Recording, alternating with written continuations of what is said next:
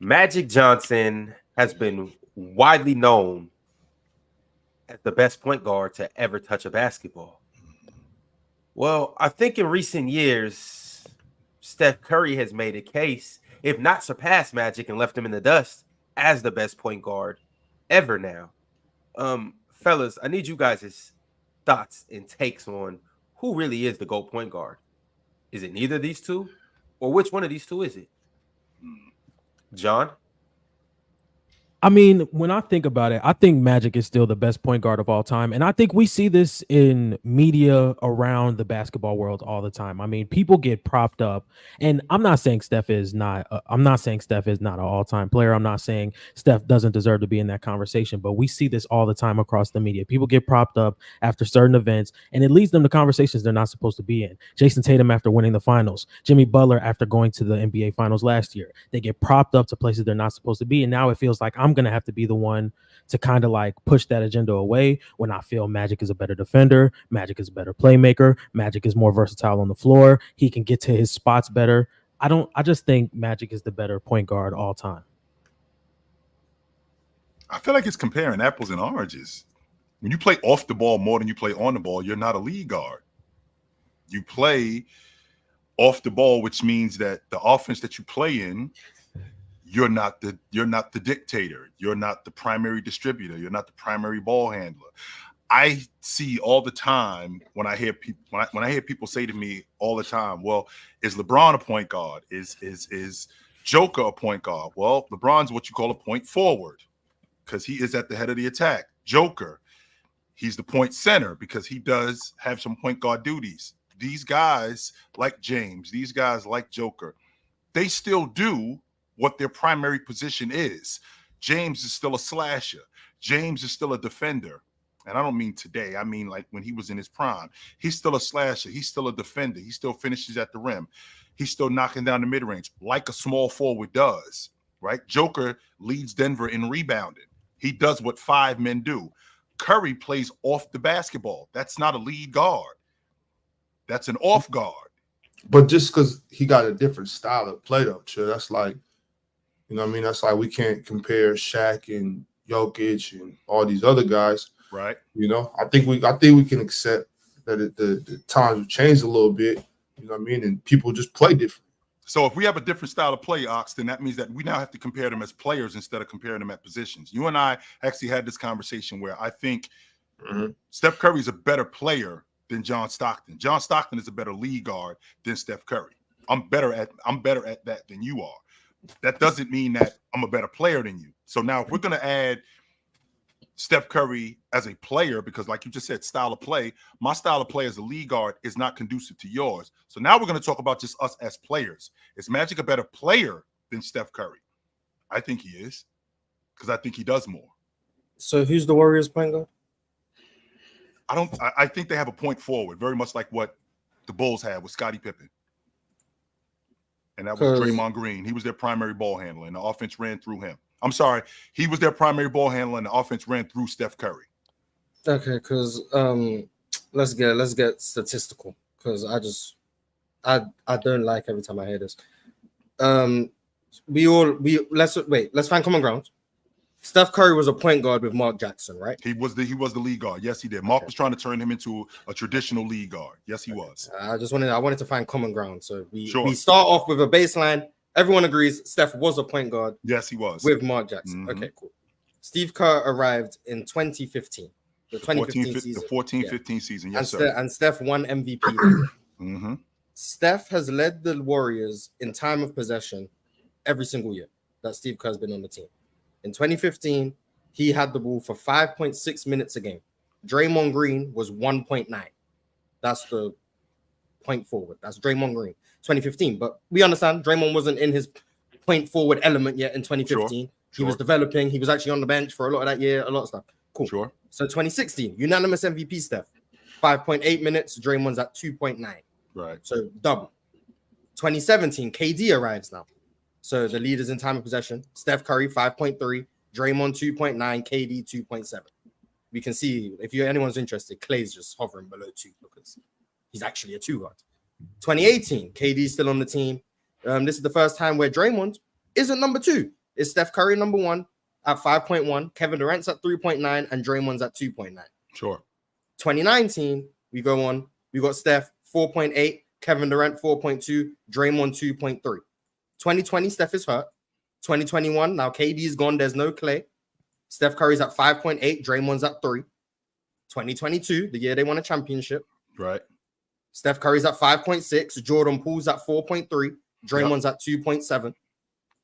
2023, we're now at Steph Curry is at 5.8, Jordan Poole's at 4.6, Dante DiVincenzo and Draymond Green are tied at 2.2. Okay.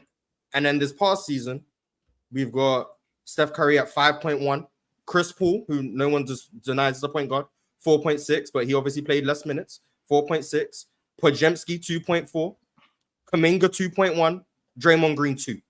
So if Draymond's a point forward and he runs the offense and all of those things, why does Steph have the ball 2.5 times more than him every year? Because they actually run the offense through him. Just because I can initiate the offense and you can have the ball more than me. That can happen. I'm pretty sure Joker has the ball more than Jamal Murray. I'm pretty confident that that's going on. That doesn't mean that he's the point guard, though. That doesn't mean the Joker is the Jamal point guard. Murray a point guard? I think he's the primary ball handler in that offense. Is he a point guard? I do think so, yes. So Jamal Murray's a point guard with the same time. Jamal Murray leads the Nuggets in time of possession, by the way. But so Jamal Murray's a point guard with the same time of possession as Steph Curry, who gets less touches than Steph Curry. But Steph Curry's not a point guard. Chill. While you think on this, and while everybody in the chat thinks on this, let's all think about what we're going to eat for breakfast as well. What up, PC Nation? Warmer, sunnier days are calling. Fuel up for them with Factor's no prep, no mess meals. Meet your wellness goals in time for summer thanks to the menu of chef-crafted meals with options like Calorie Smart, Protein Plus, and Keto. Factor's fresh, never frozen meals are dietitian approved and ready to eat in just 2 minutes. So no matter how busy you are, you'll always have time to enjoy nutritious, great tasting meals. Make today the day you kickstart a new healthy routine. What are you waiting for? With 35 different meals and more than 60 add-ons to choose from every week, you'll always have new flavors to explore. Crush your wellness goals this July with dietitian-approved meals and ingredients that you can trust. Make your day delicious. From breakfast to dessert, stay fueled with easy, nutritious options. Treat yourself to restaurant-quality meals that feature premium ingredients like filet mignon, shrimp, and blackened salmon. Keep kitchen time to a minimum. Factor meals are ready in 2 minutes. No shopping, prepping, cooking, or cleaning up. Enjoy effortless support for your lifestyle. Choose from 6 menu preferences to help you manage calories, maximize protein intake, avoid meat, or simply eat well-balanced. Head to factormeals.com/playerschoice50 and use code playerschoice50 to get 50% off your first box plus 20% off your next month. That's code playerschoice50 at factormeals.com/playerschoice50 to get 50% off your first box plus 20% off your next month while your subscription is active. Responsible for your stuff? That's correct. Go ahead, Chill. Well, Mars, as you were saying, so Jamal Murray is more of a point guard than Steph Curry. So if he has the ball more than Steph Curry has the ball, right? I'm sorry, they got the ball the same amount of time. So now we got to add in other stuff because you just poked a hole in the playing off ball logic. Okay, all right, sure. Let's stick to that. So now let's talk about your duties as a point guard. You got to be a distributor as a point guard. You got to be a playmaker as a point guard. Now I look at playmaking a little bit different than other people do, right? I don't think that playmaking is just relegated to just being a distributor. You do other things. So now when we talk about Steph Curry as a lead guard, as a playmaker, where do you stack him? Where do I stack him up with the other great lead point guards? I don't think he was the playmaker at the lead guard spot. I don't think he was the playmaker at the lead guard spot like Magic was, like Stockton was, like Isaiah Thomas was. I don't think he was that kind of playmaker. I think Steph Curry is known more as a shooter more than he is an actual lead guard and a playmaker. As the distributor, I don't think he's in that same category. And again, as a playmaker, I don't think he's in that same category. Is he a better playmaker than Jamal Murray? I think Jamal Murray's he's a better passer than Jamal Murray, if you're asking me. I do think he's a better passer than Jamal Murray. I think Jamal Murray is Jamal Murray's not a better tough shot maker than him. he makes more plays as a defender than Jamal Murray. I think I'll give you that. Yeah, I think I can give you that. Sure. And Jamal Murray's a point guard. Jamal Murray is their lead guard. Yes, he is. So Steph Curry play makes better than him. Yeah. Has the ball just as much. And I looked because I was like, okay, maybe Steph has the ball more, like in terms of time possession, because he dribbles more. But Right. maybe Draymond's touching it more. I was like, let me think about that. Maybe that's what's happening. There's been 1 year since Steve Kerr's been the coach where Draymond's had more touches per game than Steph Curry. It was 1 by year. one touch. It was by one touch. 78 touches a game to 77. And that So was in let's- 2018. Sure. Every other year, Steph has had more touches than Draymond Green. He's had the ball longer than Draymond Green. And he doesn't, if the standard of point guard is, are you as good a playmaker as Magic and Stockton and Kidd and Nash? That's what we're Then- comparing them to. That's But why we're then saying that. there's only like 5 point guards ever. But I think we agree Darius Garland is a point guard, Sure. but he's not Steve Nash.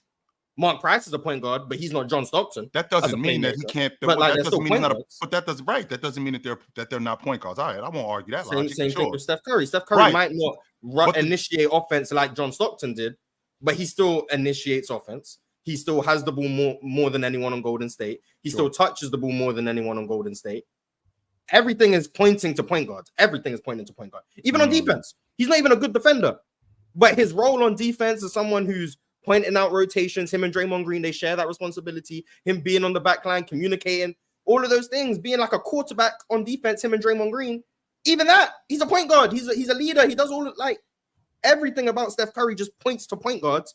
But for some reason, because he scored so well, he can't be called a point guard. Yeah, Like, because the reason why, Mars, is when you're talking about a lead guard, like you just said, it can't just be, and I did bring up the point of him having the ball in his hands and being a primary ball handler, which that's absolutely fact. But you do have to do other stuff that point guards do, like distributing, like playmaking. I'll give you Jamal Murray, right? I think he's a better playmaker than Jamal Murray. But when we're talking about guys like Magic Johnson, we're talking about guys like John Stockton, the best point guards ever, Steve Nash.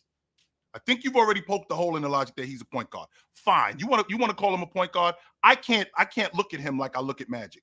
When I look at guys handling the basketball, when I look at guys distributing the basketball, orchestrating the offense, sure, it's a different style of play, but I still see guys in today's game who do that. Trae Young does that. Chris Paul does that. Darius Garland does do that. He's not as good as Jalen Brunson. He's not as good as De'Aaron Fox, but he still does that. So with him still doing that, you're gonna ask me to compare Steph Curry to one of the best orchestrators in Magic Johnson. He's not that good as a lead guard.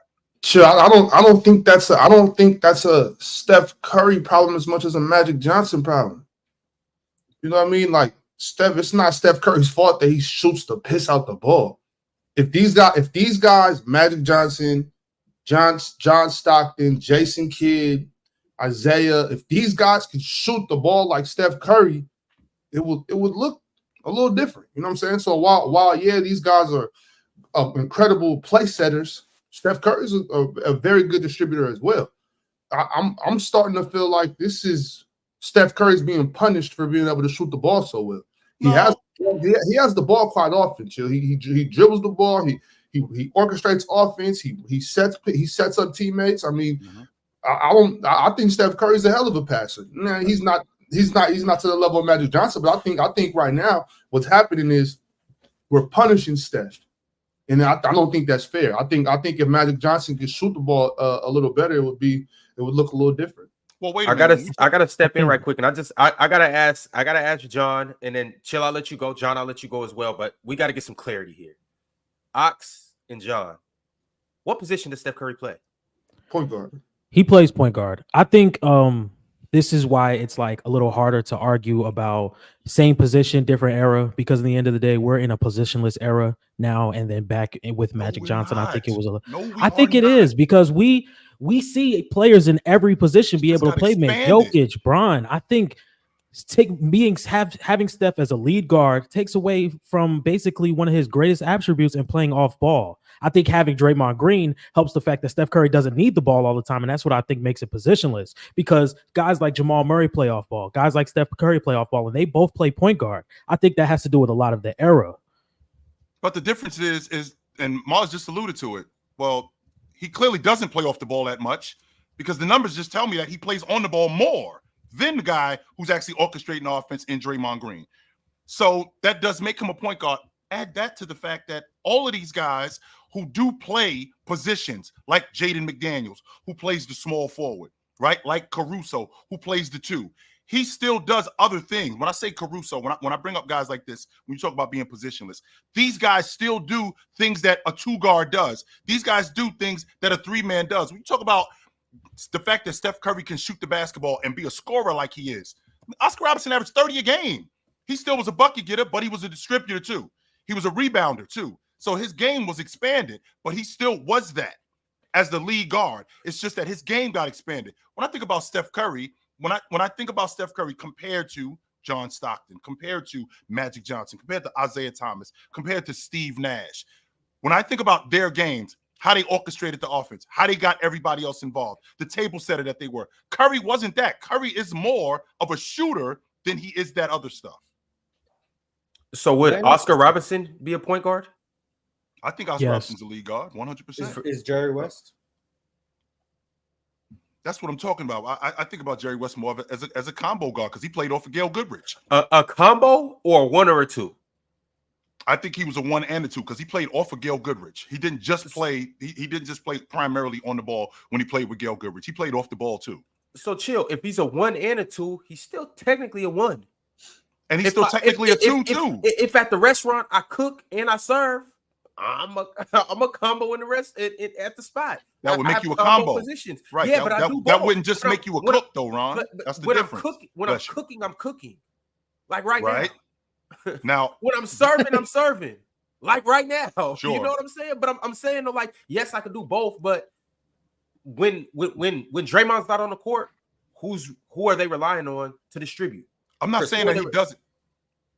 Sorry. I'm not saying that he doesn't handle the basketball. He does. But he does play off the basketball. And what we leaving out with Steph Curry is we leaving out how that offense is. Mars, you talked about how much he handles the ball. How much, when you say handles the ball, that offense that they have in Golden State, it's not one of those offenses. This is why KD had a problem with Steve Kerr. Because it's not one of those offenses where the ball stick to one guy's hands. It's 2 dribbles, get off the ball.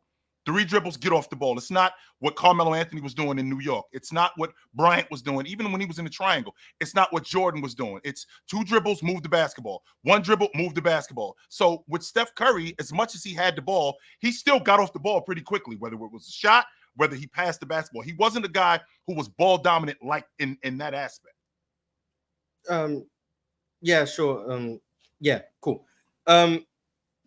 Once again, we found some common grounds of he was a point guard under Mark Jackson, and then we had a discussion. Yes, we so have. can we find secondary common grounds? One role of a point guard is to help his team generate the best shot possible on offense, right? That's a role of a point guard, to make sure his team gets the best shot every time down the floor. Okay. So couldn't one argue the best shot possible for the Warriors is Steph Curry shooting the shot? I mean, I just got finished talking about Oscar Robertson averaging 30 a game. So you can be a scoring guard. That's not. I don't think that's ridiculous. Yes, you can 100% be a scoring guard. We understand John Stockton. He understood the best shot for the Utah Jazz most of the time was either number 32 with a face-up ISO, a post-up, a midi spot up, Jeff Hornacek coming off curls, all of those things. That was probably the best shot for the Jazz on any given possession. And he did his job of getting those guys the ball in the spot where they needed it, where they could be most effective. Point guards. Steve Nash, best shot available for the Suns, either Steve Nash in the mid-range, Amari Stoudemire roll into the rim, wide open threes for shooters. He made sure that his team got the best shot possible. If the Warriors' best shot possible is Steph Curry taking the shot, and he's doing a great job of making sure that he's the one getting the shot, is he not fulfilling his point guard duties? Yes, he like is. Just because his duty is different, because John Stockton isn't the best option for a shot on a possession.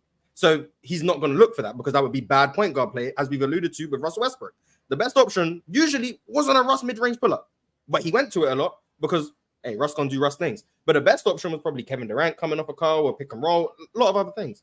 So if Steph Curry is making sure the Warriors get the best look, for the most part, the best look possible, and more often than not, it's him because he's probably the best look on any team you put him on. The best look is probably an open Steph 3. Is he not fulfilling his roles as a point guard doing that? Just as it looks different because not many point guards are the best option on a possession to possession basis like he is? Well, let me ask you this, Moss. Was he always the best option? Always? I mean, he was running with Klay Thompson. Always. Was he always the best option? Would you, especially if Klay Thompson gets cooking? I don't think we give Klay Thompson enough credit. And Steph would defer when Klay Thompson got cooking. Right. Every time. Sure. And what that's what I'm saying. But to your point, when you talk about Steph Curry being the best option most of the time, I mean, what are we looking at when we're talking about being a lead guard? What is the best option? Is it always Steph Curry? Because it seems like it was always Steph Curry. That's why we refer to Steph Curry as the shooter that we refer to him. We don't refer to him as the distributor, not nearly as much, even though there were other options on the crew, like KD, like Klay Thompson. Why don't we refer to him more in that aspect? If he was as good as you say he was at that. But what I want to make sure that we come to common ground. Okay, Mars, I will concede from your estimation, Steph Curry is a lead guard. Is he as good a lead guard as Magic? Is he as good at doing those things that lead guards do as Magic Johnson, as Stockton, as Isaiah Thomas? And I understand that the game has changed. I understand that the game is more wide open. I understand that the game is faster. I do understand that. Is he as good as those guys?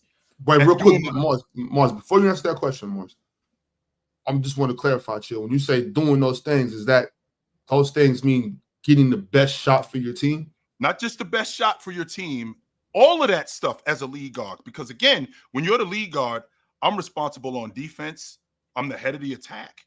I'm not just the head of the attack. I'm the primary ball handler. I'm the table setter. I'm getting everybody involved.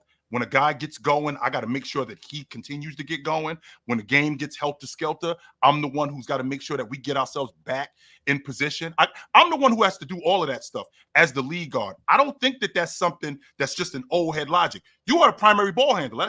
That's your job. That's 100% your job. So when I think about Steph Curry, is he better than these guys at that? No, I don't think so.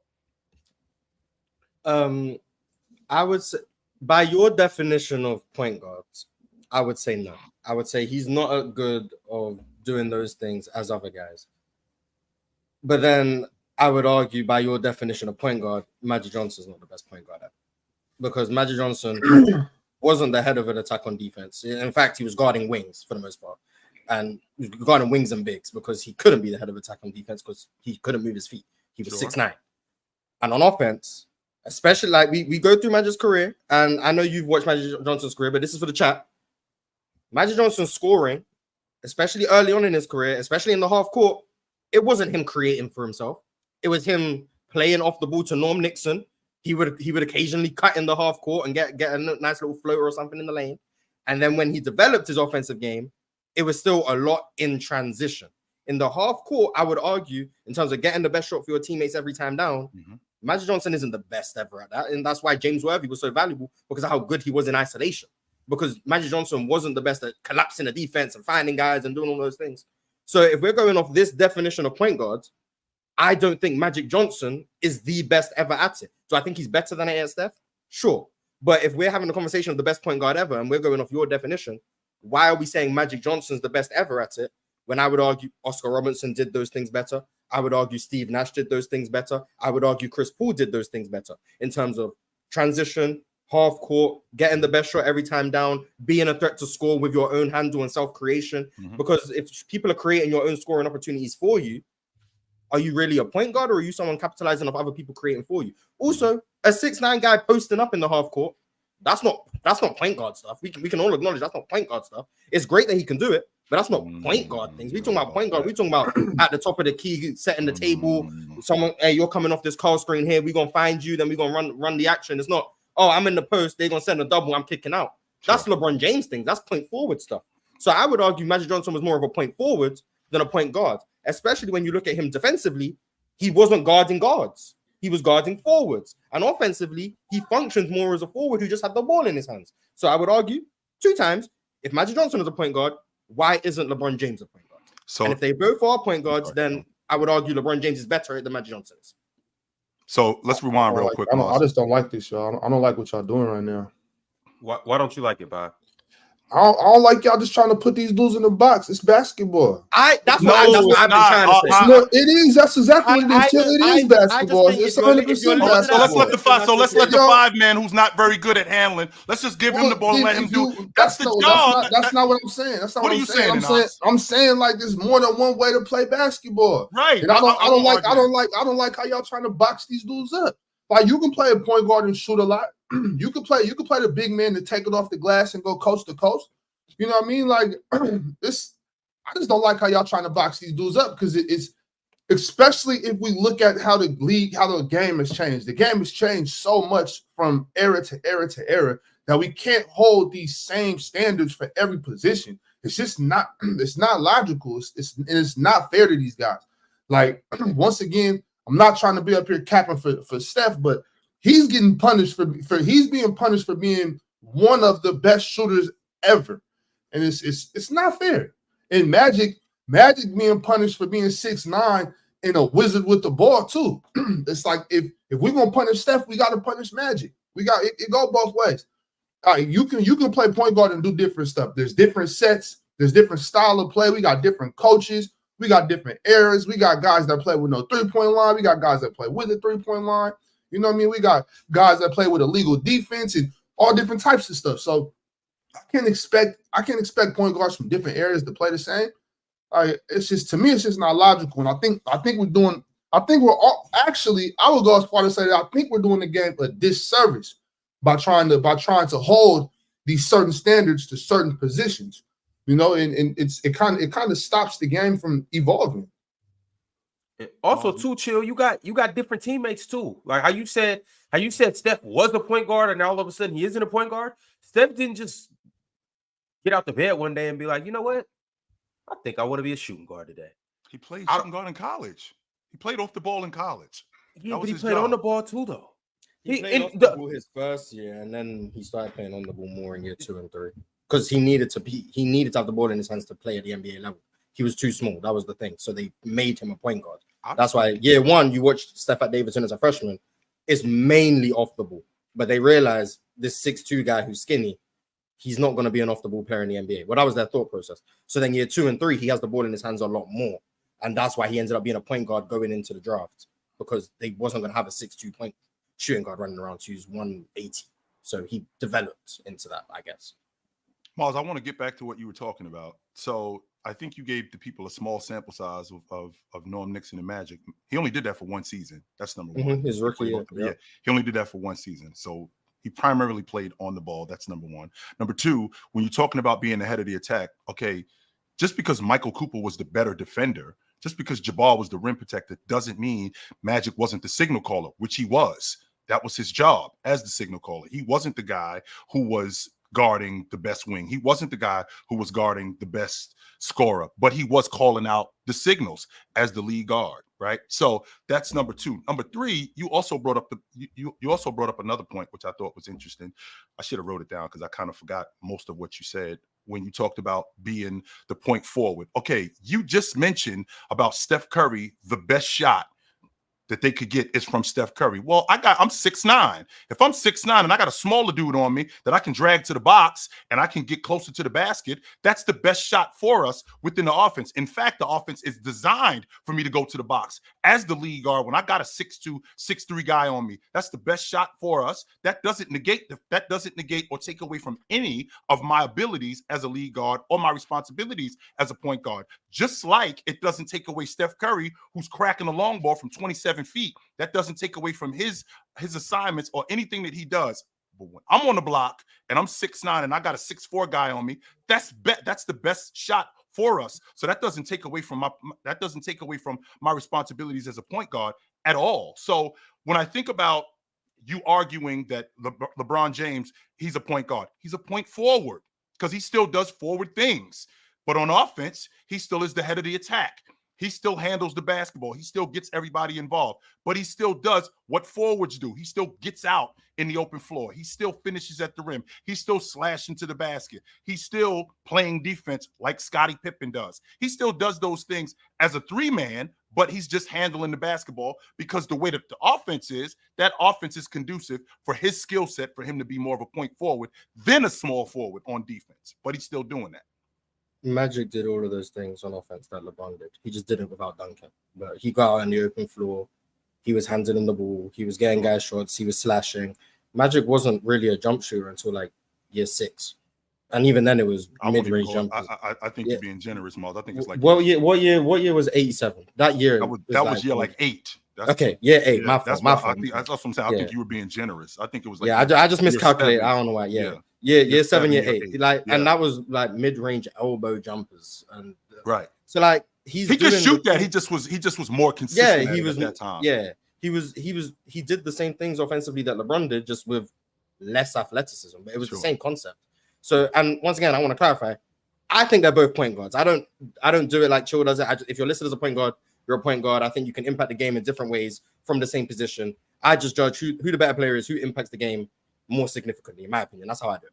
But based on the checklist, if there's certain things that Steph doesn't do or he doesn't do it like the typical point guard, I think the same could be said for Magic. And then I would argue that both of them aren't the two best traditional point guards. So I would say the conversation would have to be Steve Nash, John Stockton, Jason Kidd to a lesser extent because of his half-court responsibilities were kind of lessened, Oscar Robertson, Bob Cousy, like Isaiah Thomas. Those are the names that I think would be in the conversation before Magic.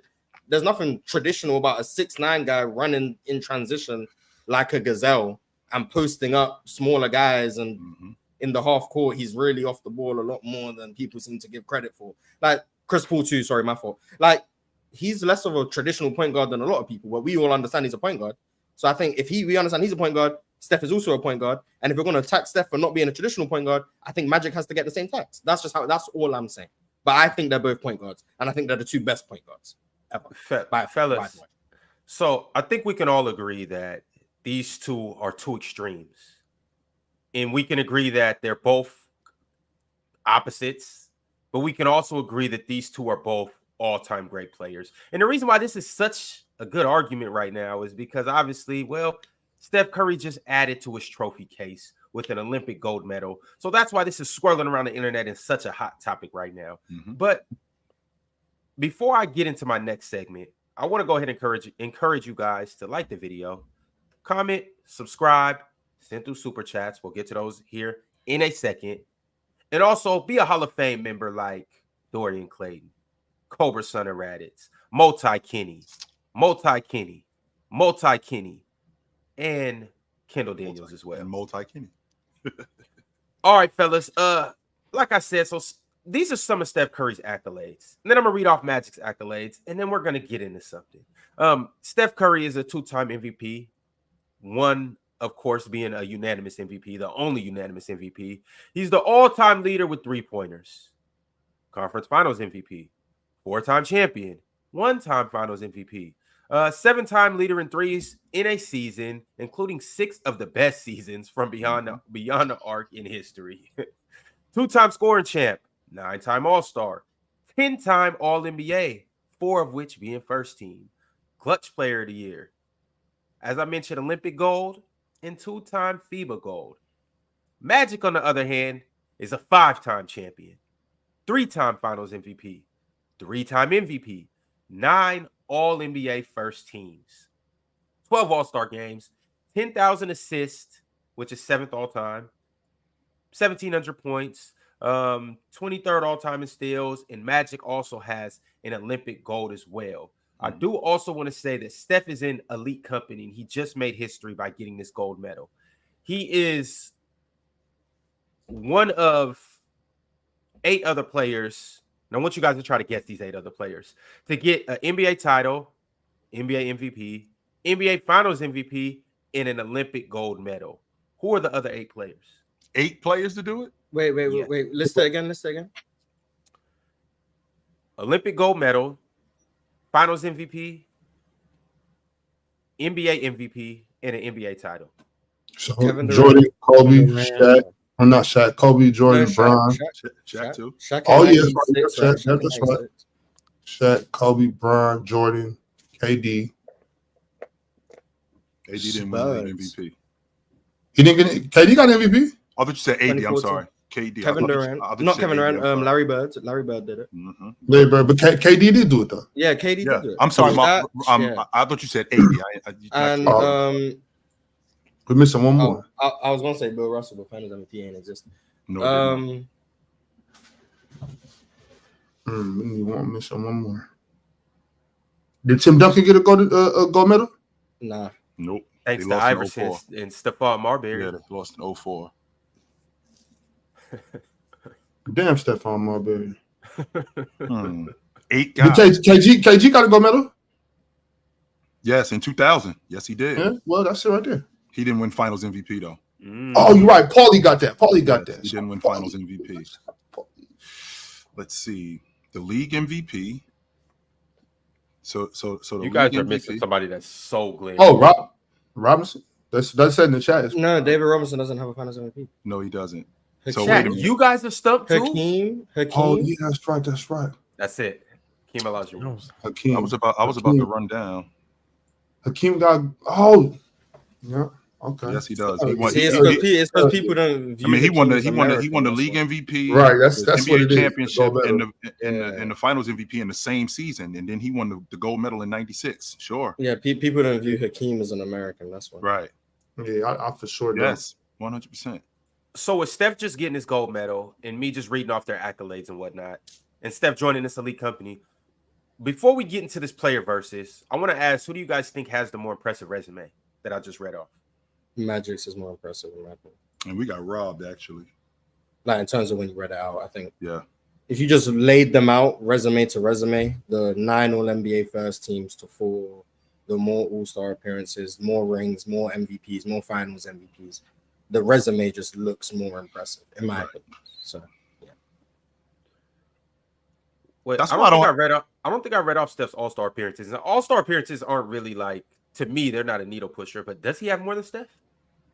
So when Steph's first All-Star game was 2014.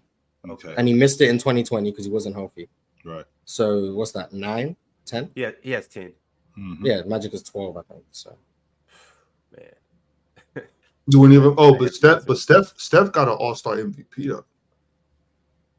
Magic do too. The year he came back, he played in the All-Star game 92. coming off the virus. Yes, he does. Yes, he does. I'm locked in, man. Mm-hmm. But yeah, the accolades wise, Magic he has a better resume just on paper. I just can't do that whole, and I think that when you run down the resume, that leads into the, this guy is a greater player than this guy, but this guy's a better. I mean, we both the man on our team, and with us both being the man on our team, we might not have been given the same thing. I mean, Curry wasn't given Jabbar. No, he did not have James Worthy, but he damn sure did have some good players. And with the skill set that he had, what did he produce as opposed to what did I produce? Just as a player, right? Just as a player, what did I produce? What did he produce? I mean, production matters in addition to what you are as a player in terms of your skill set. What did you produce? I can't just leave off the table that even if you are a better ball handler, you're a better shooter. Okay, well, with the limited skills that I have, I might be a lesser player than you in certain things, but I might have produced more in this area. I'd like to think that stuff matters. Hey, Ron, why y'all do Magic like that on this thumbnail? What's wrong? They did Magic wrong. I don't like the thumbnail, Ron. I don't like the thumbnail. You're not feeling it? Nah, I don't like how y'all got Ron. I don't like how y'all got Magic looking on the thumbnail. All right, well, you know what you should do? Take the thumbnail, make it an ox court. Set it up there. Okay. All right, fellas. Speaking of that, Dub ox court last night, and that was a hell of a time. I enjoyed it personally. I had a good time. Can't wait to see the next one, Dub versus Mars. All right, let's go ahead and get into this right now.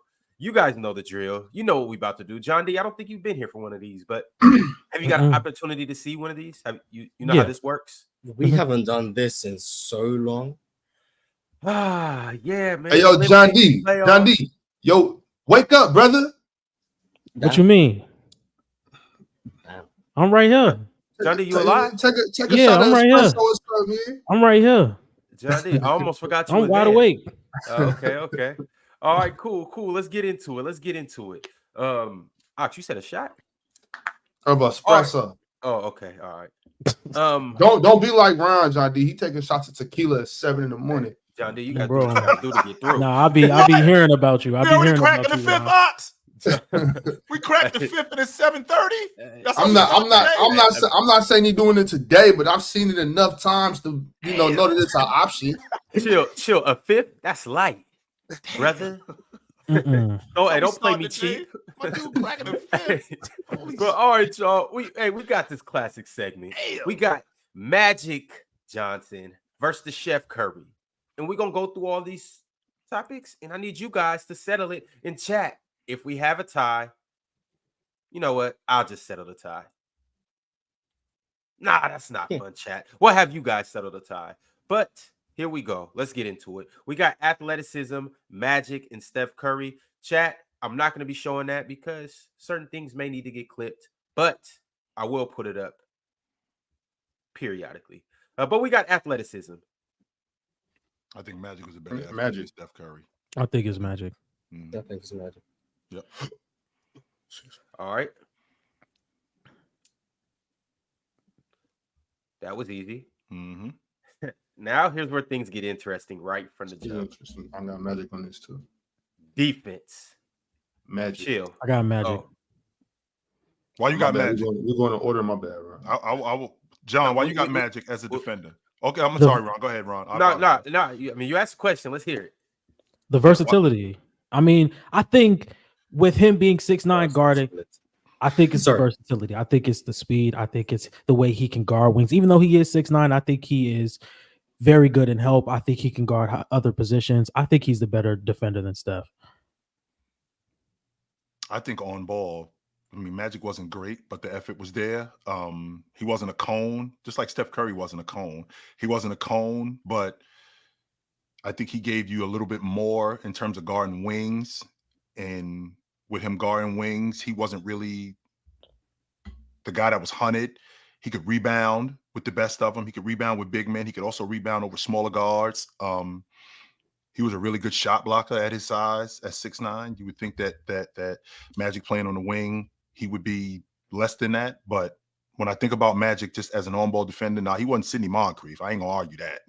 He wasn't Dennis Johnson. He was not that good as a perimeter defender. But I definitely think that he was a better perimeter defender and on-ball defender than Steph Curry.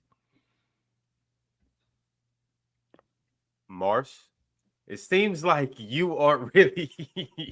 It seems like you're not in favor of everything that everybody's saying, including I'm me. lower players. on Magic's defense than the majority. Why, Mars?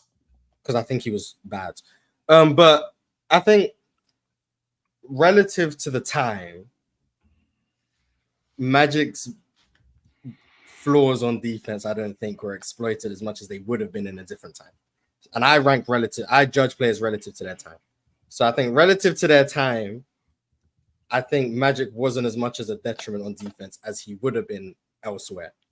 The versatility thing, to me, it's irrelevant because, yeah, he could guard forwards, but he couldn't guard guards. So, I guess that makes you versatile, but not really. Mars, stop right there. I want you to keep going, but stop right there. When you say he could guard forwards, but he couldn't guard guards, where's the gap with these guys? If he could guard a forward as opposed to guarding, I don't know, let's say Fat Lever, how far is the gap? He could guard. See, because when I say he could guard forwards, I just meant he could guard I ain't talking about Doc, okay? I just mean he's guarding a team's fourth best offensive player who happens to be a forward. Right. So, Yeah. but he guards forwards better than he couldn't stay in front of any guard who had any semblance of a handle. He just couldn't do it. He was flat-footed. His lateral movement was terrible. He was even giving guys a cushion and still getting blown by. It just wasn't good. So he would guard forwards. I like early on Magic Johnson defense. Early on, his first couple years. I think most players peak on defense early on because that's when your effort's the highest, your athleticism, in terms of speed and all those things, seems to be at his peak. I like that Magic Johnson's defense, and that was just because he was a really good defensive playmaker in terms of playing the lanes. They had a very aggressive trapping defense, and Magic Johnson would just play free safety and roam around. But once you got into the half court on defense, he was just bad. But I don't think he could get exploited because offensive restrictions at the time, and teams weren't mismatch hunting as much as they do now. So teams weren't bringing Magic Johnson into the action to get a switch. When if they did that, he would have got torched. Could I adjust to that though, Mars? I mean, today, like these ghost screens. I mean, I'd like to think that Magic would get around a ghost screen, knowing that they're particularly hunting you, knowing that, okay, I'm not even going to try to screen, because especially during that era where big men actually screened and you had to get around screens. I'd like to think that Magic was smart enough to recognize this is a ghost screen and they're not really trying to screen. They're just trying to get the switch, and I'm not going to switch. I'd like to think he was smart enough to recognize that and not switch. Well, pick and roll defense back then was you just go under the screen because no one's shooting the pull-up jumpers. So. Sure. It still wasn't that difficult, but with the ghost screens and stuff, I mean, maybe like he would just stay attached to his man, but like there is some nuance to the team setting ghost screens and why they get switched so often. So like it's not just like, oh, it's a ghost screen, they're switching. It's no, because like you're taught when you play basketball, switch on contact. When you feel contact, that's when you switch. And these ghost screens, people get caught because the ghost screener will touch the other defender, and that's where they think is their cue to switch, but they're not actually setting the screen. That's why they get caught out. So Magic's gonna have to be communicating all of this. Like, I just think he was a bad defender, but I think it wasn't as bad as it would have been if he plays in a different time. Steph Curry, in my opinion, moved his feet a lot better off the ball in terms of defensive playmaking throughout most of his career. I think he was probably better. I don't like Magic's rim protection. He was 6'9". I don't think he was a good shot blocker. I think he just stood there, if I'm honest. But that's besides the point. But I think Magic was less of a negative on defense than Steph was early on, like 09 to like 14, 15. I think Steph was just not a good defender. I think he was bad. But I think Steph was more of a positive than Magic ever was too. I think Steph in like 19 to like 22, Steph was a better defender than Magic ever was. So long story short, I'm picking Steph. Why not? I'm picking Steph. Yeah. I don't know. When you said that Magic can't guard certain players, I felt that, but Steph can't guard nobody. So it's just like, like that's where it's at for me. All right. Does Steph get fried? Is he a cone? Yeah, he's lunch. He's lunch. If you get Steph on an island, he can battle, but more often than not, you're gonna have to shade over, send a lot of help. But he gives effort. But that's why I think Steph's not a good on-ball defender. I don't think he's ever really been a good on-ball defender. Steph does a great job, and you alluded to it with, do you think Magic could do it? Steph does a great job of not allowing himself to be mismatch hunted. Like a lot of Golden State's coverages are Steph's going to show and he's going to recover and they're going to rotate. Like Steph executes that well. I watched the Pacers try to do that with Tyrese Halliburton and he looked like a clown. Like it's not easy to do what Steph Curry does on defense. Like avoiding those matchups is a skill in itself. Like when they played the Rockets, even if he did get switched on to James Harden because they were hunting him. Like if you get running away from defenses, like that, not putting like you can view it how you want, but not putting your defense in that position where they are scrambling because you're able to help them recover and all those things, like that provides value. Even when they played against the Rockets and James Harden was brutally hunting Steph, there's a difference between getting that matchup with 14 seconds on the clock and getting that matchup with 5 seconds on the clock. Just being able to slow down a team's offensive game plan because Steph is so good at not getting hunted also provides value. His ability to play off the ball, and it's not really like a lot of gambling. It's just him reading offenses and playing those lanes. And he had really good hands as well, like really, really good hands. Like even when he got switched onto bigger defenders in the post, like his ability to swipe down and get the ball, like he provided solid value in those areas. But he is also just too small to be a consistent positive. He's 6'2" and he doesn't move very well laterally. So he's not good. There's a ceiling to how good he can be, but I think his ceiling compared to Magic's is lower. But I think Magic more consistently just wasn't that good compared to Steph. I think he was a positive. So I'm picking Steph, but it's 3 against 1. But I'm one thing about Steph is he definitely gives effort. I've seen Steph actually try to compete and play 100%. A lot of defense. It's just it's just so much you can do. He's limited, so it's size thing. Yeah. All right, moving along to the next one. This should be a good topic, y'all. I think this is going to be very close. Very close. If he says 3-point shooting, I'm going to, wow.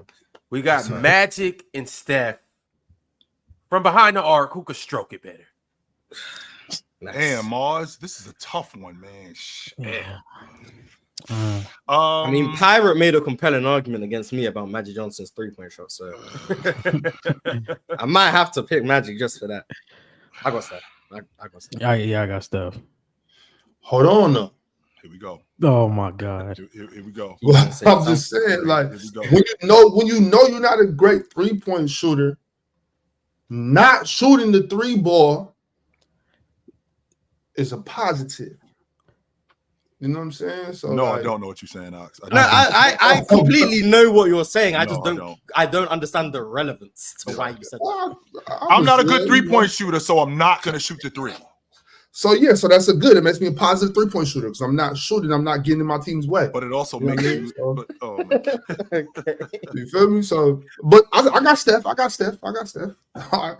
That's Relax. one way to think about it. yes, All right, so this is a sweep. Yes, unanimous. it was. yes. It was Yeah. hard. It was You hard. shouldn't even have asked, I bro. didn't even think that was going to be the case, but all right. All right. Steph versus Magic Johnson. Who has the better handle? Now this one is actually kind of difficult. Like now, Steph is real. I got Magic, bro. Magic for sure. Magic. Okay, Mars, you came up here, and if I'm not mistaken, we actually had this conversation about how difficult it's going to be for Wemby as a 7'3", 7'4" guy to put the basketball on the floor because he's playing against smaller guys. Because the idea of him being able to get ripped is more common than him not. So that means that he's got to dumb down his handle. Magic being a primary ball handler. Like, I ain't just talking about tricks with the ball, throwing the ball between your legs, throwing the ball behind your back. I'm talking about taking care of the basketball. That's part of being a primary ball handler, right? And with taking care of the basketball at 6'9", having smaller guys on me, crowding me, hounding me, and not turning the basketball over nearly as much as opposed to a smaller guy who's also getting ripped in the open floor, who's also throwing the ball in the third row, because that's also part of ball handling, taking care of the basketball. So if I have to think about who is the better ball handler, I think it's Magic. I'm going Steph. I'm gonna go Steph. What are you going I Steph just for, think- John? What are you looking I at? think I'm going Steph because I think he generates a lot of offense just by being able to attack a closeout with his handle. I think if you play 2 up on him, which you're going to have to do because it's Steph Curry, he has the ball handle to get past you and make our defenses go into rotation. And that's going to get an open shot almost every time, especially with teams like Klay Thompson, Kevin Durant, Draymond Green, who Draymond Green can make a play. Klay Thompson can hit the open shot. Kevin Durant can hit the open shot. I think Steph attacking closeouts, getting past his defenders. It's a rotation every single time. I would just take Steph. Steph.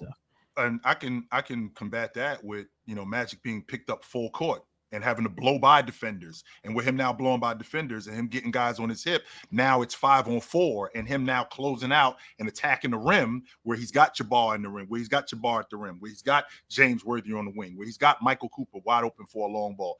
Now, less can be more. Just because I don't throw the ball behind my back 3 or 4 times, I can still handle it with my weak hand. And with me handling it with my weak hand, not getting ripped, throwing the ball to Michael Cooper or somebody like that. I mean, I like to think that holds a lot more weight than a guy closing out. Because when you close out on me, I mean, I can get to the basket too. I can very well get to the basket too. And I'm dunking the ball, by the way. You know what, Ron? You know what? Since Mars is going Steph and John, you know what? I'm not. I thought you said you was going Steph. I didn't make a pick. No, I just bad, let you bad. guys ramble. Okay, go ahead. My bad. Wait, Mars. Before you go, are you guys done rambling? Well, no, but I thought Mars was going Steph, so I was going to say, you know what? I'm going Steph too, because the last thing I'm going to do is give these bozos in the chat the pleasure. Bozo. I would never give them the pleasure to vote against that's- Magic Johnson in this one. Oh I no, do. Ron's already ran the poll and it's overwhelming. Well, see, Ron, you should have let us finish because I refuse to let these dudes have the pleasure. They talking about back to the best. They don't understand. They don't understand how. You know what? Never. No. Keep going. There's been 300 votes. 30 of them are for Magic. Ox, what? Because you are 6'8". You are Magic Johnson size. He's 6'9". They talking about when you come down the court. Oh, back to the basket, Magic. Like they don't understand the skill set. Like they don't understand, because it's really it's hard. It's hard to explain not on the court. You know what I'm saying? You got when you turn his back to the basket. Like, oh, he's posting up out there. He's not posting up. Like those don't understand. Those don't understand. For you guys that don't know, it's called a crab dribble. But the reason why that's so important and why you have to be able to do that is because you guys got to understand Magic's 6'9". When he dribbles the ball, it's way up here. Steph Curry's this tall. So in the smaller guards that are guarding him, You guys got to understand how much the ball has to travel when Magic is dribbling it. But you got smaller guards guarding you under you. You know, it's much harder for Magic to be able to control the ball and not get it taken from him while dribbling up the court, full court, even in transition and all of that, coming through the lane, than it is for Steph Curry, because Steph Curry's center of gravity is so low. You imagine how, and especially like guys like Kyrie and Steph that get low to the ground, you can't take the ball from a guy that's that low to the ground unless you get that low to the ground. And even then, if you're getting that low, it's easy for them to maneuver around you. So it's like the degree of difficulty is tenfold for Magic as opposed to Steph. But they act like they never seen a guard turn his back to protect the ball today. Steph Curry you know does it. Like people do that. Steph Curry does. Right. People do it all the time. Magic, but the skill set to be able to turn your back here, and when you do that, you're cutting off a good percentage of the floor. So then he comes back this way. He's still making passes out of that. He's spinning off the dudes. He's opening up, taking quick moves, going by you. He's not just standing like this, dribbling the ball up the court the whole time. Like, and you know, I just feel like it's disingenuous. Like, oh, he's posting up, back to the basket, Magic. Like that's a knock or something. So Mars, who do you have? It's Steph Curry. Shout out to Magic again, 11%. It's Steph Curry. He can get wherever he wants on the floor through any amounts of pressure. He gets much more ball pressure than Magic Johnson did. I'm not saying Magic didn't get pressured, but he gets much more ball pressure than Magic Johnson did in terms of blitzes out of pick and roll, being able to navigate that. That was the biggest flaw in Steph's game, was his ability to navigate those blitzes. As his handle was developed and his ability to do that and then get wherever he wants on the floor, handle the physicality. Like, those are the things that Magic is at an inherent disadvantage by being taller. We understand that. But if there's a rebounding category, guess what? Steph's at an inherent disadvantage for being shorter. But we're not going to be like, well, Steph's a better rebounder because inch for inch. Like, we're not going to do that. We understand someone's just a better rebounder. So, like, it's the same thing with a handle. Steph Curry, by virtue of his size, because it's easier to be a great ball handler at 6'2" than 6'9", he is a better ball handler. He gets wherever he wants on the floor. He does it through pressure. He puts defenses more in rotation by his ability to beat multiple defenders. He's doing it in the half court and in transition. Like, he's just better at handling the ball than Magic. But I think you guys made interesting points about the differences between being a bigger ball handler and a smaller ball handler. And yes, I did say the same things about Wemby. And that's why he led the league in turnovers in terms of losing the ball. I want to know, Ron, is the question who's better, like actually like playing with the ball, like doing cone drills, or who's better with the basketball, just getting, you know, just dribbling? Like, just ball handler. It's however you interpret handling the ball. Okay, well, I don't interpret handling the ball going between the legs, between cones, and doing a whole bunch of this and that. That's not. So who's the best ball handler ever? So good question. I mean, we could go. I would go to guys like J. Kidd, Nash, guys like that. Chill. Best ball handler ever. Those two things are not the same, Big Mars. So who's okay? The same question I was just asked about Magic and Steph. Yeah. Who is the best ever in that category? However you interpret it, who's the best ever in that category? Yeah, I'm going with J. Kidd. I raise your hand. It could be, yeah, it could be. I was just thinking Jason Kidd, Magic, because there's a difference between the nicest with the pill and the better ball handle. Yeah.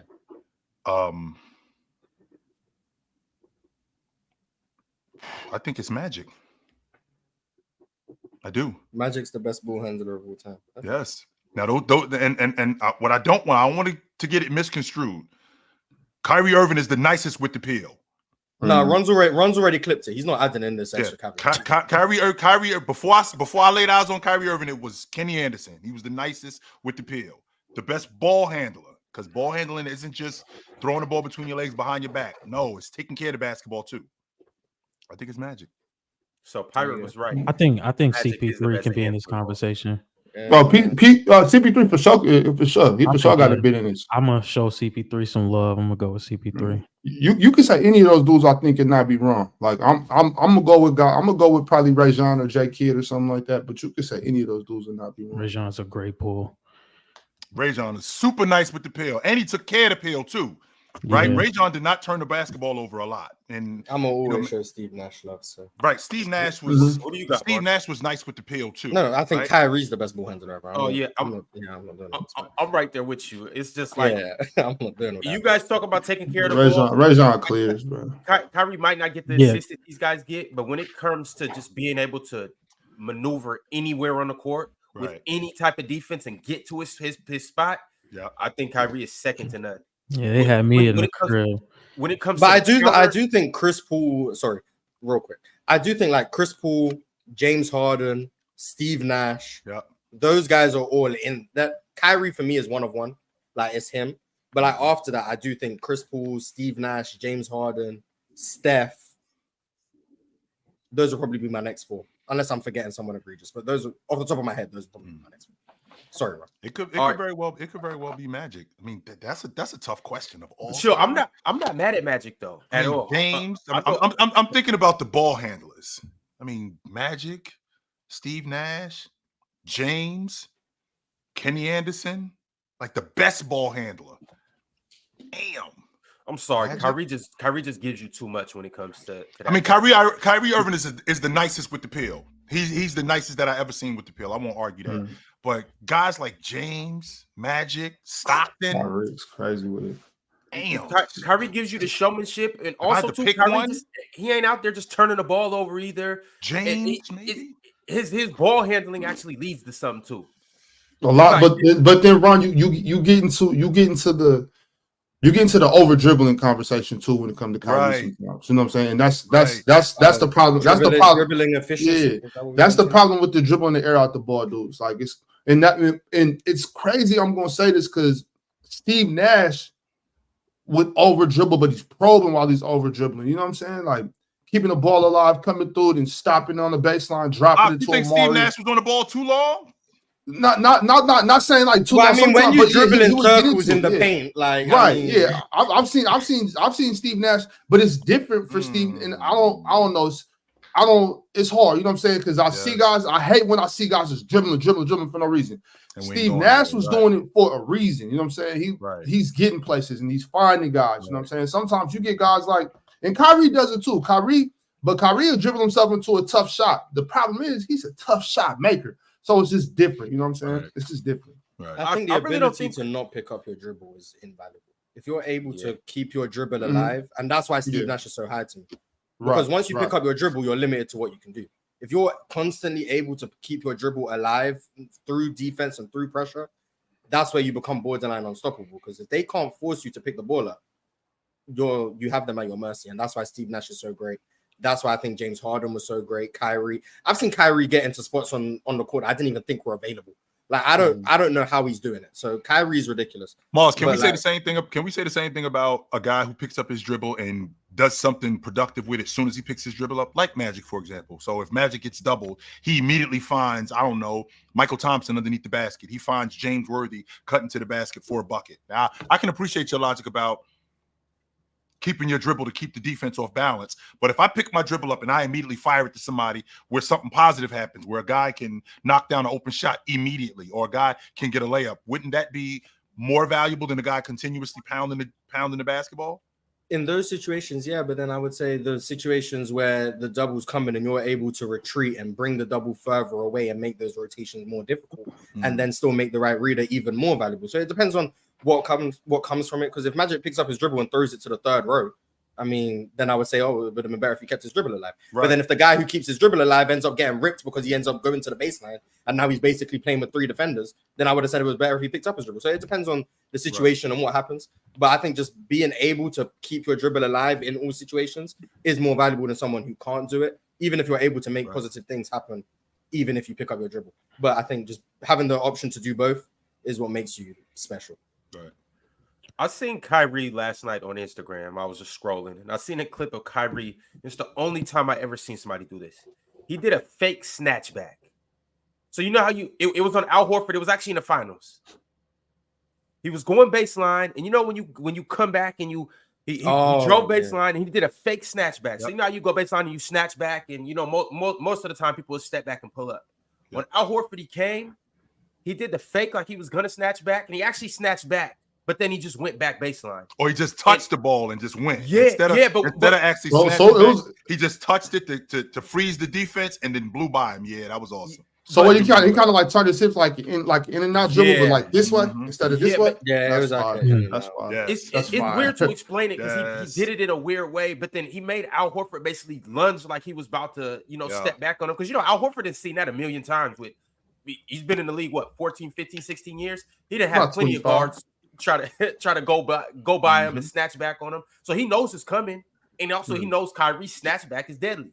But when Kyrie did it, he lunged like he was about to. Kyrie just really basically just went baseline and got an open layup. I don't understand that with Kyrie. Like, if you go on Kyrie, I'm not. You just can't go for any of that pull up. You just got to keep your head up. Like, if you gonna up, give him open up. shots? It's not open, but I'm Much not. rather I do can't. that, I to be can't. honest with you, I Mark. can't. You can't stand up. Kyrie trying to get you out your stance, and as soon as you're out your stance, as soon as you get up a little bit, he just needs you just a little bit. As soon as your body, because he reacts so quick, so you don't have to stand all the way up. He just has to see you start lifting up. He's boom gone. Like, you just got to stay down with your hand up. You can't move until he leaves the ground. When his feet leave the ground, then you can leave the ground. And you're cooked.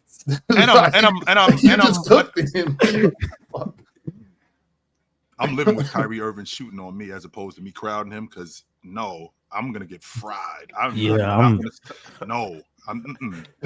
nice he is with that pill. I'm not crowding him. Hell no. Hey, nope. chill.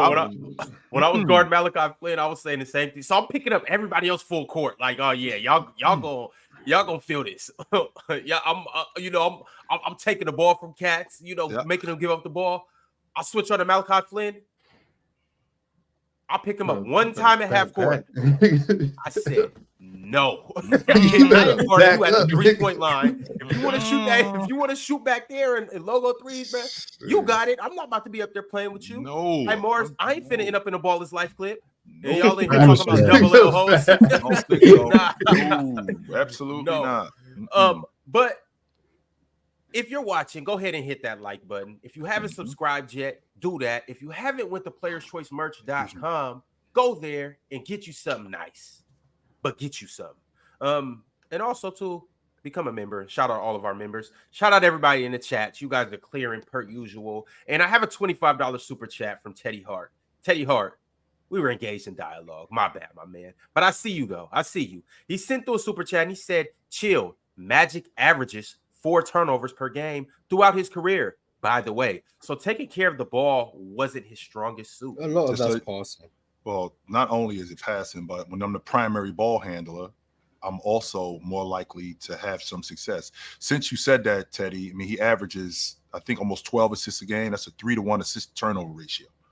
So I'll take that as opposed to a guy that's at 2-to-1 or 1-to-1. I mean, he had a season where I think he had almost a 4-to-1 assist to turnover ratio. He was doing that. And the fact that I'm the primary ball handler, I mean, Stockton averaged one less turnover than Magic, just one. I think Steve Nash, I think he averaged like 1 or 2. So it's not like, Magic was a turnover machine. No. James is the all-time leading turn. I think James in the top 5 all-time in turnovers. So when you're the primary ball handler, that's going to happen. All right, y'all. Let's go ahead and keep it pushing on to the next category. So it looks like Steph Curry took the ball handling category 3-2.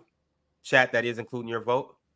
So shout out to chat. The next that we got is mid-range. Now, this is kind of up for your interpretation. It could just be scoring in the mid-range. It could be operating in the mid-range. I know Magic posted up in the mid-post a little bit. So this is kind of up to your discretion. But we got in the mid-range, who is the better player? The better player in the mid-range. I gotta go with the better scorer. We gotta say better scorer. Steph. I think it's Steph. Steph. Yeah. Okay. Because he's just a much better shooter, and Magic didn't become as good a mid-range shooter as the rest of the point guards in the league until like year 6 or 7. I mean, he became really good in '87, but up until then, like he was maybe average. I think it's Curry. Yes. My favorite part of Steph's game isn't really like the tough threes. It's that runner he got. A little runner, and like when you get, I love that when Steph do that. Mars? Steph. Okay. Next, so Steph with the sweep. I think this next category may be a sweep as well. We have rebounding. Rebounding? It is a sweep, bro. Move on. Yeah. I got Magic Johnson. Yes. All right. Magic sweeps that category. Mhm. Next, it's ironic that you mentioned that floater because the next question is who is the better finisher? But it's more than just a floater though. He come with the float, the push shot. He can scoop it, you know. So I've never really seen him kind of do the little hook, but he got different ways though. I don't think you guys, like Mars talked about, underrating, keeping your dribble. I don't think you guys talk enough about finishing at the rim, dunking the basketball. I think that's a big deal. Like a lot of guys don't give guys who dunk the basketball enough credit and how much that thwarts defenses. Guys don't want to be on posters. Guys don't want to get dunked on. And the fact that Magic does that, and Magic ran down the gut. He was dunking on guys. He was laying it up on guys. He was finishing with the weak hand. He was finishing with both hands. I'll take Magic. You're talking about at the rim right now? At the rim, I'll take Magic. Yeah. Wouldn't I mean that goes with just post play too. You know what I'm saying? And Yes. You know, the little running hooks. Like I got Yes. Magic. I got Magic. Yeah, at I'm the gonna go rim. Magic. I'll take Magic at the rim. Mars. Oh, sorry. Where you at, Mars? Where you at right now, Mars? I was thinking. I think Steph has better touch, but I think by virtue of size, Magic has an easier time just finishing among the trees.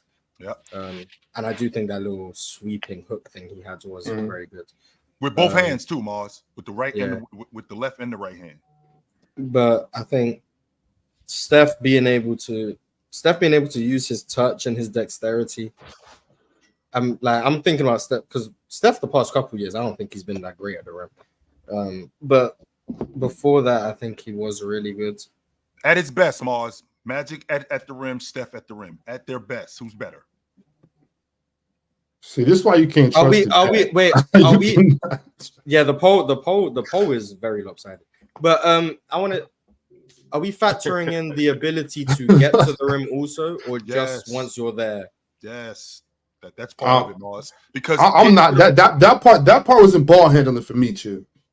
That's why I'm just talking about finishing at the rim when you get to the rim. Well, the ability to get there. I want to factor the reason why I want to factor in finishing I want to bring that in, Mars, is because I might have a bigger guy on me. I might have a smaller guy on me that's pushing me, and I'm getting knocked off balance. So yeah, I'd like to definitely add that into it. Sure.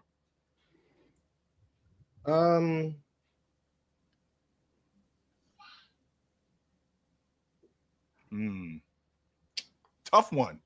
Because I'm watching Magic throw it on Kevin McHale running down the gut. I'm watching Magic dunk on Artis Gilmore. Chill though. What we haven't chill. You brought up dunking. We haven't talked about Magic layup package too though. Yes, like, let's not even chat. I'm not even about to let y'all play around and act like Magic ain't have a crazy layup package. Like Magic wasn't coming through like this, finishing up and under. Like Magic didn't have a crazy ass finger roll. I'm talking about Magic's finger roller damn near touch the ceiling and come down and be nothing but draws. Like I'm not about to let y'all play around with Magic. But what you mean you're not gonna let them play around with Magic? You done already gave them the pleasure of playing around with Magic. They done voted 79%. No, it's 72-28. You guys have convinced a couple people. I'm gonna go with Steph, just on the virtue of touch and being able to get there, especially in the half court. And obviously there's no numbers for Magic at the rim. Like we don't see them, so it's strictly eye test. So I'm gonna go with Steph, but it could go either way for me. I think I'm going Steph just so it's not a sweep, if I'm honest. All right. Participation trophy. Exactly. That's exactly what it is. Thank you for coming, Steph. All right. I like this next category. I think this should be very interesting. We have who's better at operating the pick and roll, Magic or Steph? I never saw Magic in the pick and roll. It was throw the ball in the Jabbar, get the ball to James Worthy. They didn't run pick and pop and things like that back then. No, that was Utah. Utah revolutionized that with Stockton and Malone. It was Jabbar planting on the block, James Worthy 15 feet away from the basket. But if Magic actually played in the pick and roll, and he was able to knock down that mid range or even knock down the long ball, he'd be great. But Steph Curry is better, I think. Yeah.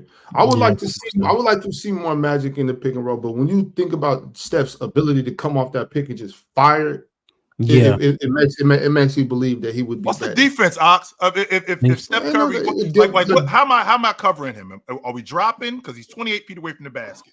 How's that work? Chill. What's the defense? I'll tell you what the defense is. The defense is on Sunday and get to the church house and pay your tithes. That's the defense. You know what I'm saying? That's the defense. When I think about the Celtics, when they played drop on Curry, which I thought was a terrible idea, but when I look at it, I'm like, yo, he's 27, 28 feet away from the basket. If he's gonna hit that all night, we just got to live with it. Well, he is hitting that all night. Yeah. All night. Damn. I'm talking about. We all got Steph. Steph might be the most dangerous pick and roll ball handler that we've ever seen. He is. Chill though. I know you said we never really seen Magic too much in the pick and roll, but this was more so projection for him. How do you guys think Magic would have operated in the pick and roll? Mars, how do you think he would have looked? He would have been cool. I mean, it depends who his pick and roll partner is. I think the biggest part of the pick and roll is being able to get two on the ball. I think that's what makes the pick and roll so dangerous. If you get two on the ball, I think Magic can make every single read in that situation. But can Magic get two on the ball? Are they going to trust his jump shot? Are they going to go over the screens? That means the big has to step up. Or are they going to go under the screens, which doesn't really create the advantage? And Magic got that slow set shot anyway. So it's not like we're really giving up much. So it would depend on how much I trust Magic to be able to score in the pick and roll to really leverage his passing. So I think he'd be good. I think he'd be good just because Magic can find passes into windows that don't exist, it seems. So he'd be good. I don't think he'd be Steph good though. But I don't think maybe anyone is Steph good in the pick and roll. He's just mastered. Now, Mars, I want to ask you a question. So in today's game, with how much space, and I don't want to give him somebody like Joker because I don't want to go that far. No, I don't. Let's not do that. Like, or Anthony Davis. Can I give him DeAndre Jordan? Not DeAndre Jordan. I'm sorry. Can I give him DeAndre Ayton? Like if he worked with DeAndre Ayton in the pick and roll, because DeAndre Ayton could actually knock down a mid-range shot, right? DeAndre Ayton could dive to the basket. How could Magic navigate? Okay, 6'9", 6'8", 6'9", running with because I don't want to give him Anthony Davis or Bam, right? I don't want to give him guys like that because I don't think that's fair. Him being able to find Bam and him and Magic getting downhill, because I don't think we give Magic nearly enough credit for being able to get downhill. But if he played with a guy like DeAndre Ayton picking and popping, DeAndre Ayton diving to the basket, how much better would Magic make him? And how much better would Magic be in the pick and roll? Well, I think it comes down to how much can he turn the corner, because like I said, teams are going to go under the ball screen. That's just what they're going to do. Whether or not we value Magic's ability to make mid-range jumpers, the way the game's played today, a mid-range jumper is what teams are going to concede. So they're going to go under the ball screen, which means Magic's going to be met on the other side by his defender. Can he turn the corner and get all the way to the rim and then collapse the defense and make the passes necessary? That's going to determine how good of a pick and roll player is, because DeAndre Ayton, if he pops to the elbow or whatever, Magic Johnson can make that pass. But once again, the way the game is played, DeAndre Ayton taking a 49% mid-range jumper isn't providing the value of creating a wide open three or getting all the way to the rim. So it all depends on if Magic Johnson is quick enough, athletic enough, has a good enough handle to beat defenders to the rim when they go under the ball screen. Mm-hmm. And in today's game, I don't know. Maybe. I don't know. Like I still don't think he's the best pick and roll player in the league. Like I think he wouldn't be as good as Luka. I don't think he'd be as good as Trae Young. Not as good as Steph. What's the separator, Mark? Is it the long ball? The ability to make jumpers out the pick and roll. That's the biggest separator between him, Steph, Dame, Trae. But then also the quickness difference between him and Trae. And then Luka can see over the defenses just like he can.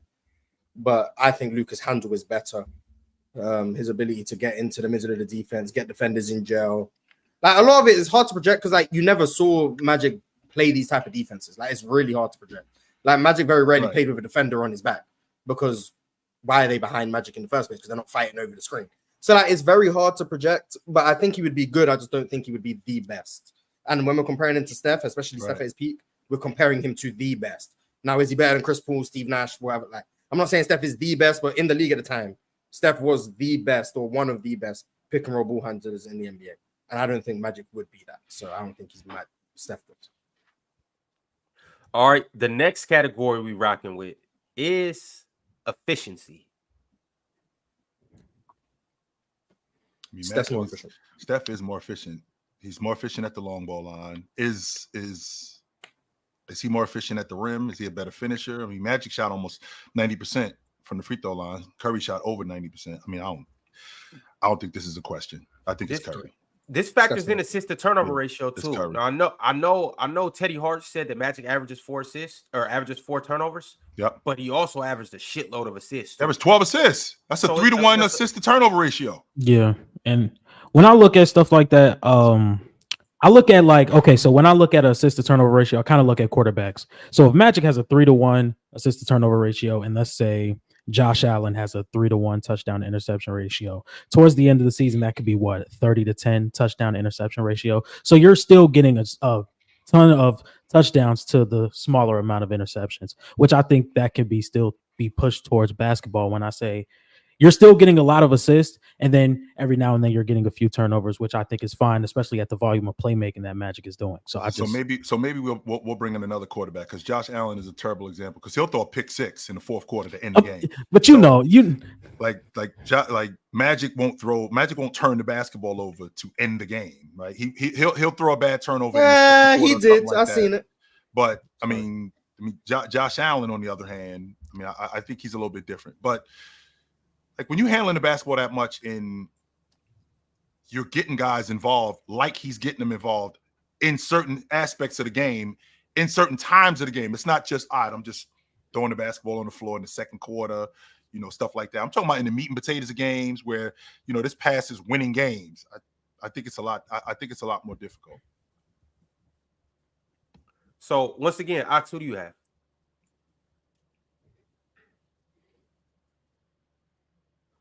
Earth to Ox. Wake up, Ox. Get him an espresso. Wake up. Get that. I was just taking care of some business. So my bad.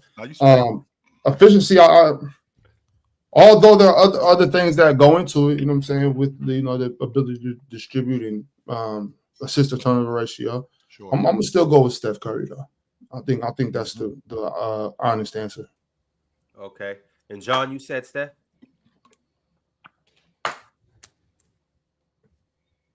Yeah. Mm-hmm. All right. Chill. Curry's more efficient. Okay. And Mars? Yeah, I think as a shooter. I also think assists aren't touchdowns, in my opinion, and turnovers aren't interceptions. I think it's a apples to oranges comparison from my limited knowledge of the NFL. But interceptions, I think, are a lot more detrimental than turnovers are in basketball, just because of the amount of possessions. I just think it's more detrimental. If you get an interception in an NFL game, you have much less possessions to make up for that. Whereas in a basketball game, you get a turnover. There's 100 possessions in the game. It's just clearly, I think there's a difference. And also, I think efficiency. I mean, assist to turnover ratio is cool and it can be a measure of efficiency. But then, I mean, I would argue that being able to collapse a defense without touching the ball, pretty efficient. Mm-hmm. Yeah.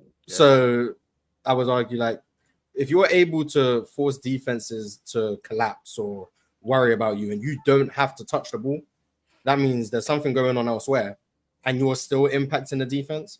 That's efficient. You're doing things without touching the ball. That's extremely efficient basketball. If you can impact the game as much as someone else who has the ball without having the ball, that's efficient, in my opinion. So I still think scoring-wise, I think it's Steph. Well, in terms of touches, I think it's Steph. I think assist to turn. I've given my thoughts on assist to turnover ratio. So I think Steph's a more efficient player, just all across the board. I think he's more efficient. Now, Mars, if you can impact the defense without touching the ball, depending on what ultimately happens. I mean, I could collapse the defense, but nothing good happens. As opposed to if I have the basketball, whether it's in transition or in the half court, and I collapse the defense and something good happens. I'd like to think that's more efficient than a guy who's collapsing the defense and you don't have the ball and the guys that you're running with don't recognize where somebody's open or a better shot. I think that I'd like to think that the guy with the ball would be a little bit more efficient. Yeah, I mean, because you control the outcomes, so like it's more responsibility on you. Like Steph collapsing the defense, it relies on Draymond or Clay or KD or whoever to make the right read that ends up creating the shot ultimately. Whereas Magic has a hands in everything, so he can control where the ball goes. Yeah, Right. but I think I'd like to think that I'm not gonna hold it against Steph's efficiency if he does his part of the bargain and someone else messes up. Steph still held up his end of the bargain. He did what he was meant to do. He created the opportunity. Now it's time for someone else to just fulfill their destiny. If Magic creates a wide open layup and someone misses it, I'm not gonna be like, well, that pass wasn't that good because they missed the layup. No, I think once you do your part, this is why it's a team game. Once you do your part, it's on other people to also do their part, hold up their end of the bargain. If someone misses all of Magic's greater dimes, I'm not gonna be like, he's not that good of a passer. He only averages 7 assists. Well, no, I'm watching him create a million shots a game. People are just missing. Same thing with Steph being able to warp defenses and all of those things. So yeah, I got Steph. And I guess I'm putting more on the team than the individual in that case of efficiency. Hey, Ron. What's up? Do me a favor, Ron. Yeah. You know how much I love the chat. I feel like the chat. The poll's going crazy. I feel like we got the best chat on the internet, right? Like they come in here, they hold it down. There would be no show without them, in my opinion. And that's just my opinion, right? So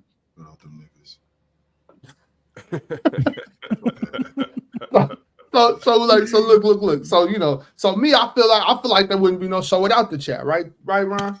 Yeah. But not everybody not everybody should have the right to vote. All right. All right. Stop letting these dudes vote if we don't need them because they are just taking every opportunity. You're not rocking with 85 to 15. You're not rocking with 85 to 15? I'm not. It's just wrong. They just it's just wrong. Interesting. All right, I thought you was the man of the people. I thought 100% I am a man of the people, but I feel like sometimes we got to protect the people from themselves. All right. See that one. I'm not telling y'all to shut up and listen. I'm telling y'all to shut up and chat. Stop voting and chat. All right. So here we go. We're moving along to the next. I do support voter suppression in some instances. Yeah, you're right. yeah, 100% right. Yes, I do. The next category I have for you guys is passing. Next category, sweep. All right. Yeah. Any objections? It's not even close. All right. Magic will take that category by default. All right. Next, IQ, Magic Johnson, and Chef Curry. How we rocking?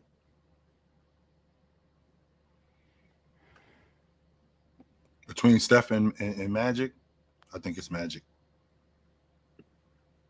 What was that? I can't hear. IQ. So hard to measure.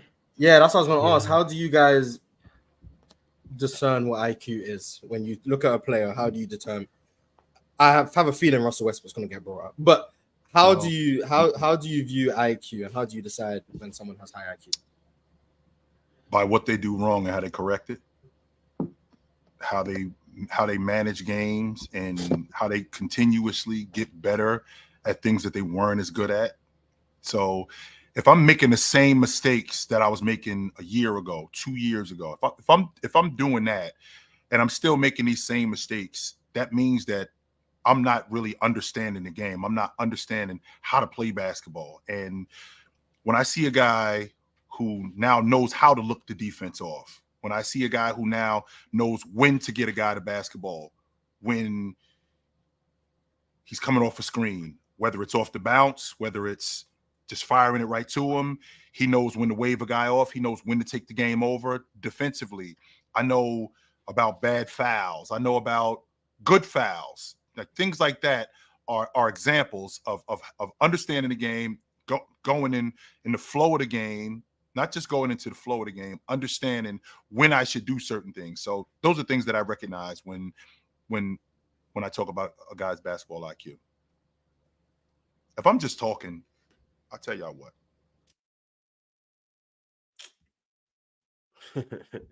See what Jordan did. You see what y'all done did? See, chat. What Y'all nasty. happened? Y'all I don't know. despicable. Y'all disgusting. You guys are bullies. That's what you guys are. You're nothing but bullies. You sit in your mama's basement and you bully on. You know what? If I'm just talking. No, the host gone. Welcome to Yo, the panel. what's going on? Welcome to the panel. Yeah. Yeah. So, anyways, what was the question though? IQ. Oh, It was IQ. It was IQ. I think they both got hell of IQ. Like you can see. It's just different though, because they're looking for different things. Like Steph is looking Steph is more so looking to get open by using, screens and navigating screens on offense. His ability to get other teammates open by just being a shooter. I'm still, you know what? I think I might actually go with Steph on this one. I was thinking the same thing, just by his off-ball play and on-ball play, how he knows how to, like you said earlier, basically like run away from guarding the opposing team's best player. I think stuff like that just really gives him an IQ advantage, to me at least. Yeah. I think I might go with Steph on this one. Ron hasn't run a poll this time. Interesting.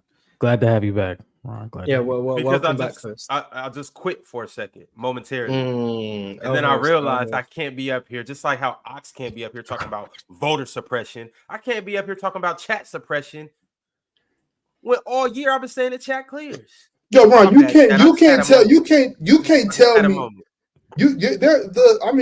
tell me you ain't never met somebody and be like, yo, I hope you don't vote. Like, you know what I'm saying? Like, but come on. Yeah, I don't think I've ever met somebody and been like, you can't chat or you can't type. So I don't know. Right. But IQ, where we at? They voted for Steph. I've always had issues with like the IQ stuff because I don't. That's why I asked Chill how he distinguishes it, and I think it was a good answer by his perspective. I don't know why the chat violated, but I think IQ to me, because I think there's a difference between feel and IQ. That's how I've always like viewed it. Like someone can have a feel for something, like just a natural grasp for something, but I don't think that makes it high IQ. Because if you can't, I feel like this only makes sense if like you've been in a situation where you've played something. If you can't explain why you made the decision you made, I don't think that's high IQ. I think that's just feel. Like when you play off instinct. Yeah, when you play off instinct, like that's why I think it's hard for like great players to be great coaches. I think it's hard because a lot of the things they did was just because they could do it. Like not because some of them do, but not because you understand why you made this decision because you saw this man rotate over here and you knew the second rotation was there, so you made this skip pass. Like some people, like if you can't explain why you make your decisions, I don't think you're very high IQ. I just think you have a very high feel. And for me, Magic Johnson was like the king of he just saw things that other people couldn't see.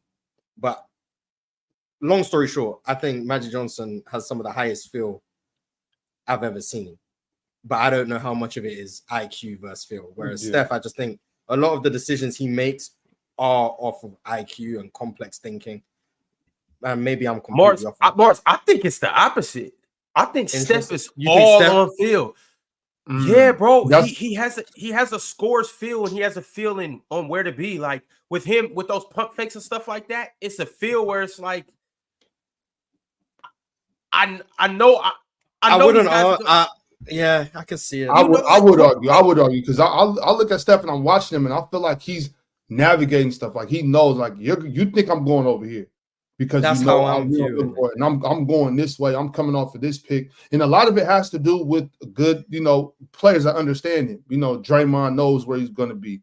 Clay knows how to, separate, space each other so we can spread the floor more. It goes with teammate too. Magic give me that feel like just run with me. You know what I mean? Like, come on. I'm not sure when I'm going to find you, how I'm going to find you, but I can guarantee you, if you run with me, you cut, you spot up, I'm gonna make something happen. You know what I mean? And that's just being a baller. He's just a natural hooper. Like, yo, it's gonna be all right. I got us. Just come on. You know what I mean? So that's the vibe I get from Magic. Like Steph, like the way he uses his hesitation, like that's IQ. Like he knows I'm the most dangerous shooter on this planet. You're going to jump. Like he knows you're going to jump. He's setting it up because he knows. Like that's why he's started using that pump fake a lot more. Because you're gonna jump, like you're gonna jump at a Steph pump fake. Like that's why I say it's IQ. Like a lot of it might be like improvisation, but it is like he's setting you up to fail. Whereas Magic, it feels like no matter what you do, you're gonna fail anyway because I'm gonna see something you can't see. Like whereas Steph is like a set. I had some people over here. I apologize. My fault. I had some people over here. Go ahead. Keep going. Like Steph, it feels like he's setting you up to get to where he wants and you have no control over it. Whereas Magic, it feels like you can do what you want and I'm gonna just tear your defense apart anyway because I just see openings that you can't see. But Steph is like it's more premeditated in my view. And also just being able to run around off the ball. And that's why I've always hated the Dame and Steph things. You can't just be, oh, you're a great shooter. Anyone can move off the ball. No, you can't. Like you can't just magically do it. Like the understanding of spacing and where guys are on the court and understanding if they're overplaying that I'm not gonna curl off this screen. I'm gonna drift to the corner. Like you have to think the game. You can't just run around the screens and get open shots. You have to see these things a step ahead of you. You're right, but that's a feel too. Like Morris, we're taught in basketball. Oh, my bad. You were taught as well because I know that you played at a very high level in London. When you come off a screen, if the defender's trailing you, you curl it. If the defender shoots the gap, you flare the screen. Yeah, that's not a field though, Ron. That's you once you learn you go back door. Being taught IQ. But Ron, once you learn that, that's not a field no more. That's just knowing. That's just knowing where to go. You know what I mean? Absolutely. For me, when I'm on the court, maybe it is a no, but I don't. For me, it's a field because you have to anticipate it as well. So it's like I got somebody doing this. Oh, I see them going that way. All right, I'm going back this way. It's I don't know. For Steph, the way he runs off the ball. It's almost like he does it like it's secondary. It's second nature to him. And well, you know, a guy like Steph, it's a different case because Steph is. I don't know if I've ever seen anybody move as much as Steph. You know what I'm saying? He's going from this corner to this corner, this elbow, cutting through this one. Reggie Miller. I think Rip Steph. Well, I could be wrong, but I think Steph runs more than him just because he's going deeper. You know what I'm saying? Like he's getting deep in the corner as opposed to Rip. You know, maybe Reggie, but I think, you know, it's no, not I could, you know, those guys it's fine if they ran more, but just to watch the way how far Steph runs because of how his ability to shoot from deeper distances, he's coming from over here, getting all the way to that deep corner. You know what I'm saying? He's not stopping at the short corner. He's not stopping at the mid range. He's getting all the way over there. Right. You know what I mean? So I feel like he's just so used to it, and I do think it's an IQ thing. I don't think it's, and once again, like I said, Ron, I think it has a lot to do with his teammates too. You know what I mean? I think it has a lot to do with when I said this a lot about Draymond and Clay. I used to watch Draymond and Clay and be like, "Bro, these dudes share a brain." Like Draymond knows where Klay Thompson is going to be, and Klay Thompson knows where Draymond's going to find him. And I think Steph is a part of that, obviously, as well. You know what I mean? But it's a little easier for Steph. He can go anywhere he wants to. But low IQ guys can't play with Steph. You can't. Right. If you're no way. And but like, my thing, I watched Kelly Oubre and James Wiseman. They can't. No disrespect to them. Good players for the most part. But the IQ, no. You have to understand the game. And chill. That's why right before you came back, I was saying I'm wondering how you feel about that with Magic. Because I feel like obviously Magic was, you know, he had a high IQ. But I think Magic was more so just for lack of a better term, just a hoop guy. Like, I got us just run. And whatever happens is going to be good. Trust me. You know what I'm saying? But I still got to be able to, one, know my personnel. I still got to be able to make the right reads. I still have to be able to take care of the basketball, even though I am a hooper, right? I still got to be able. We got plenty of hoopers. I mean, Ox, you're a big fan of hoopers. We got plenty of hoopers that you've seen that ain't that smart. That do. Well, but see, chill. That's what it is for me.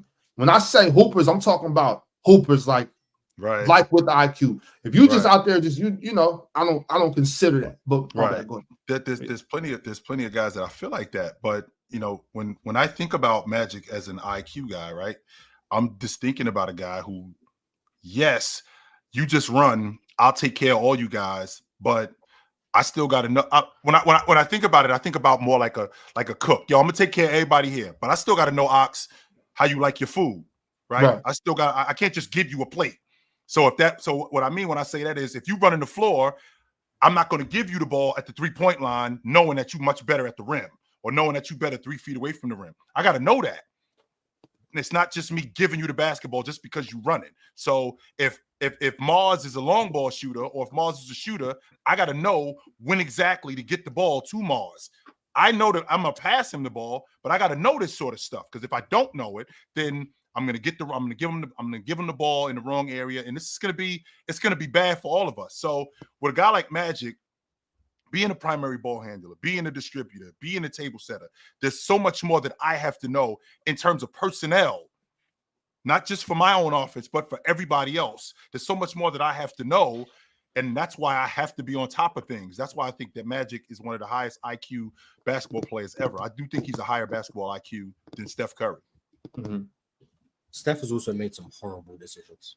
Like, Mars, have you seen a worse pass than that behind-the-back pass in Game 7? Have you seen a worse pass in your days when he threw the ball in the third row? I was thinking to myself, Curry, what is happening right now?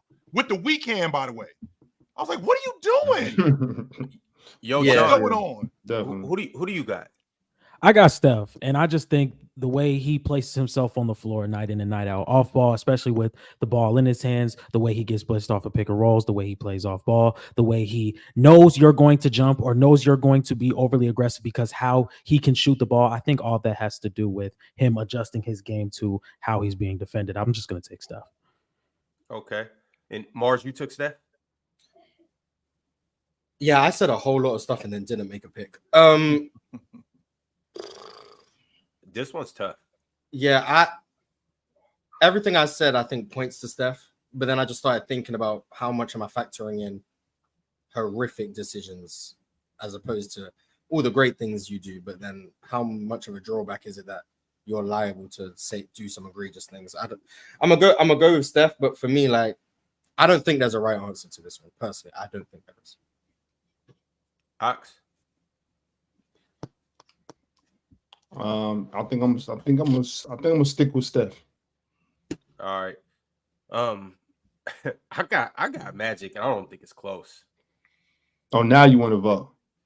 My vote doesn't matter. Now you want to vote? And my vote doesn't matter. I'm just giving my opinion. I think Magic, I don't want to say clears in this department, but I don't necessarily see Steph as a cerebral player. Like, he does do smart things and stuff like that, but kind of how Chill had noted. Like, Steph's off ball a lot and things like that. And I know that factors in basketball IQ, but I'm more so talking about being able to control the offense, the pace, and all of that stuff, because it takes IQ to control the pace too. I know you guys did harp a lot on feel and stuff like that, but a lot of that was Magic getting the ball and going because he knows that his teammates are going to run with him. And then there'll be times where Magic will slow the ball down and be like, hold on, wait, we're getting the ball to the captain. Kareem, get over here. And you would see Magic actually coordinating the offense and stuff like that. A lot of that to me is IQ.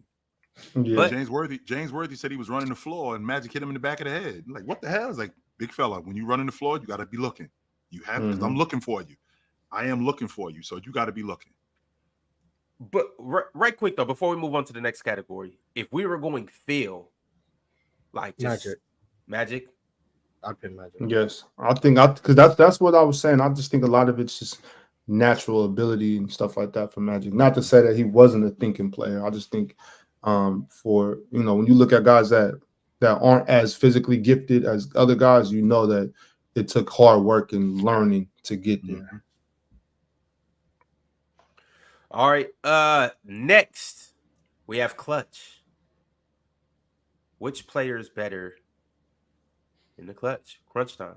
When you say clutch, is it clutch like up? Because if Steph is already up 5 or 6 points, there's nothing like it. There's nothing like it. I've never seen a front runner like Steph Curry in all my days. I have never seen a front runner like Steph Curry ever in my life. Hey, he could put the game away. No doubt. Who y'all got? Steph has a clutch player of the year. Yeah. Magic doesn't. Exactly. I don't know. I seen Magic. They made some big shots though. Is Clutch is Clutch just scoring in the clutch? Is that I don't think so. Because when I think about Clutch, I'm thinking about coming up with a big steal, making a big play, something like getting the basketball to somebody. I mean, I think all of those things when it comes to Clutch. I think Magic is more of a clutch player. He's had collapses, just like any other great player has had collapses in their career. I mean, I seen Steph Curry in Game 6. That was a perfect time for him to separate himself from a lot of other people. But I also saw tragic Magic where, he's running the clock out and, he's throwing the ball in the third row, stuff like that. So with that being said, he also recovered from that too, right? He also got better at that. I think Magic is definitely more clutch than Steph Curry. I do. Definitely. Damn. I think clutch is more than just like last 5 minutes or whatever the NBA defines as. I think games can be clutch. I think series can be clutch. Sure. I think a moment in the third quarter can be clutch. Like if a team's on a run and you stop the run, like a lot of things are clutch. I also think it's more than scoring, like Chill said. Like a clutch block, a clutch defensive rotation, clutch rebound. Yeah, like a lot of things can be like Chris Bosh rebound was clutch. Like for example, like a lot of things can be clutch. I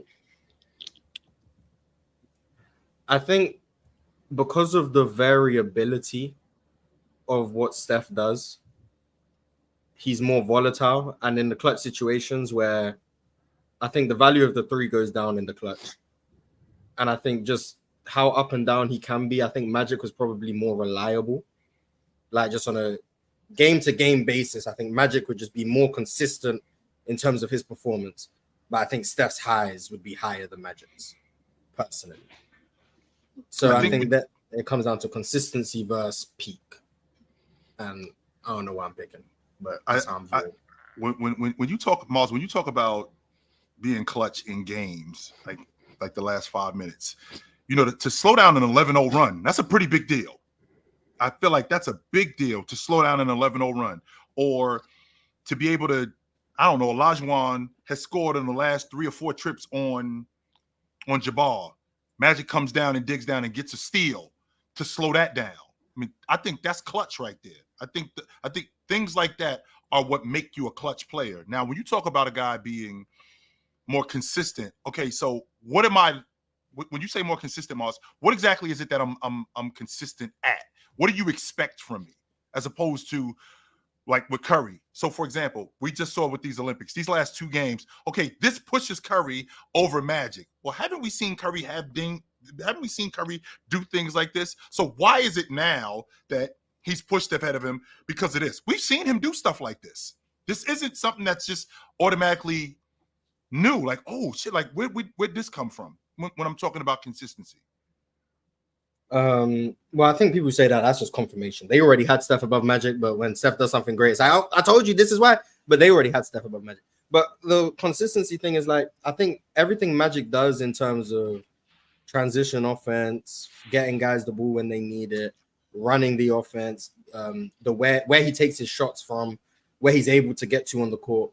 All of those things I just think are more consistent on a game-to-game basis. Even when the game slows down, a Magic Johnson post-up is going to be available.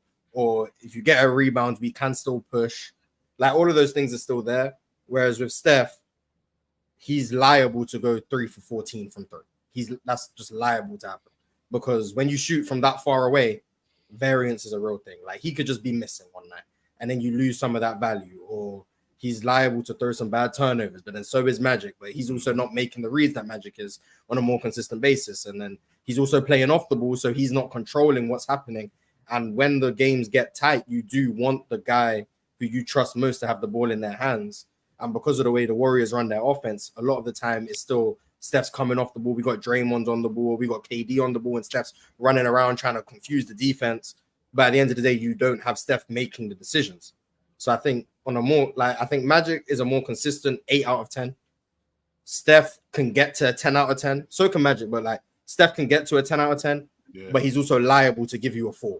just because of the way he plays, the way the Warriors offenses run, and just the volatility of his play style. So more clutch. I think Steph is more clutch in terms of the peak, but on a baseline level, who do I think on a random Wednesday, there's a clutch game? Who do I trust to just play better? I think Magic would play better on that random Wednesday.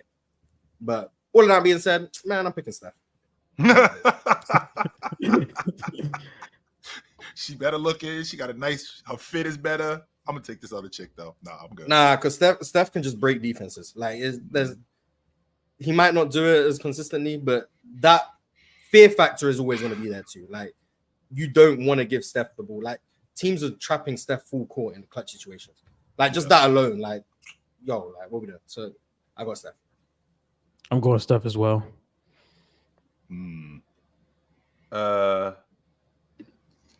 Ox.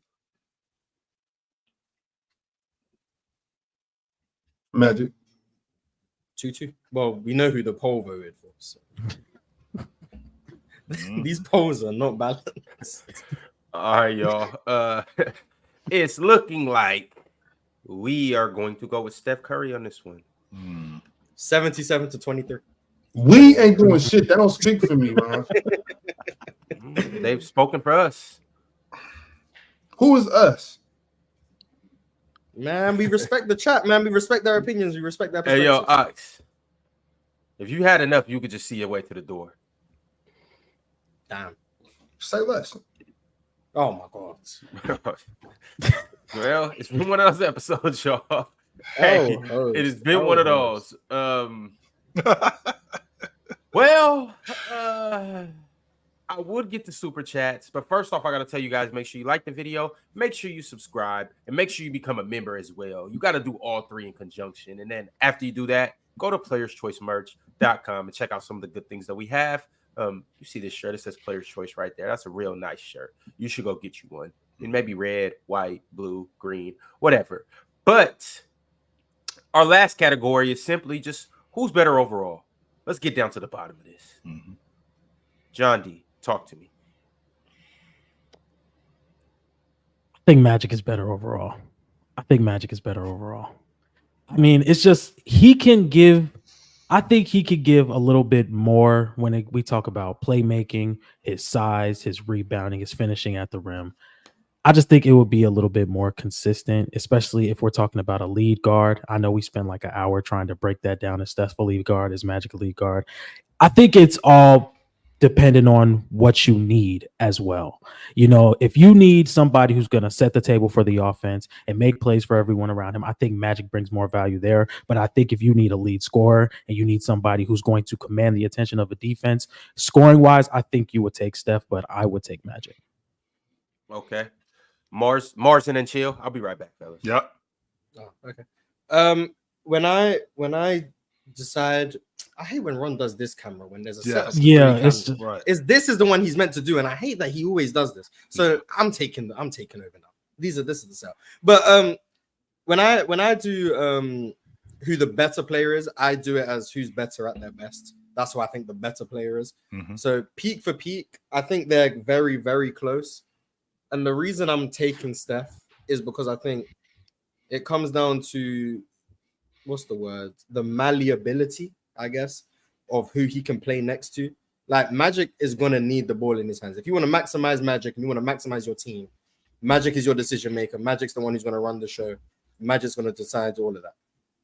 But then it comes down to fit with other people. There's other guys who are best with the ball in their hands too, who are not going to be maximized because they can't play next to Magic and be at their best. Whereas with Steph, he can play with the ball and he's going to put your defense in a horrible position in terms of pick and rolls. You're going to blitz him. You're creating 4-on-3s. That's him with the ball. He can play off the ball and let someone else have the ball. And now he's still putting the defense in rotation, or he's just taking away help defense because guys aren't going to leave him alone. And he's just giving you extra court coverage in terms of spacing that you can't make up. Like, a lot of it with Steph is not going to be tangible things that show up on the stat sheet. You can't quantify Steph giving you an extra 4 feet of space to operate just because teams won't leave him alone. You can't quantify Steph taking 2 defenders with him off the ball, creating wide open layups for other people. You can't quantify Steph starting advantages from 30 feet out, giving a 4-on-3 where Draymond is a great decision maker and now he's creating for other guys. A lot of what Steph is able to do, I just think the ceiling of it is so high and it fits with so many people. Like you could put Steph next to a David Robinson and he can run a killer pick and roll, and David Robinson will have so much space in the middle of the floor to operate. You could, and then also defensively, David Robinson will be maximized. You could run him next to a wing like a Kevin Durant, and he's maximized because KD can have the ball and Steph can still just be as impactful. You can put him next to a Klay Thompson, who's predominantly an off-ball guy, and he can find him in terms of as a playmaker. He can help get him open. He sets screens, but then you can also put him next to a ball-dominant type player, and Steph is just fine playing without the basketball too. So I think just him being able to fit that variety of roles and still just have that much of an offensive impact where I think is comparable with Magic, maybe even better. And you know how I feel about their defense. Yes. I think Steph at his best is just, he's a matchup nightmare that no one else can replicate.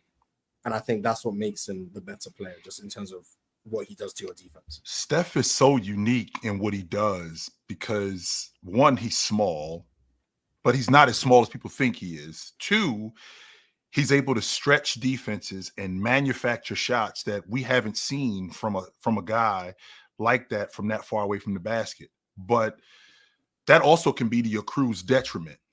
When I look at Magic, the first person I think about is I think of an example that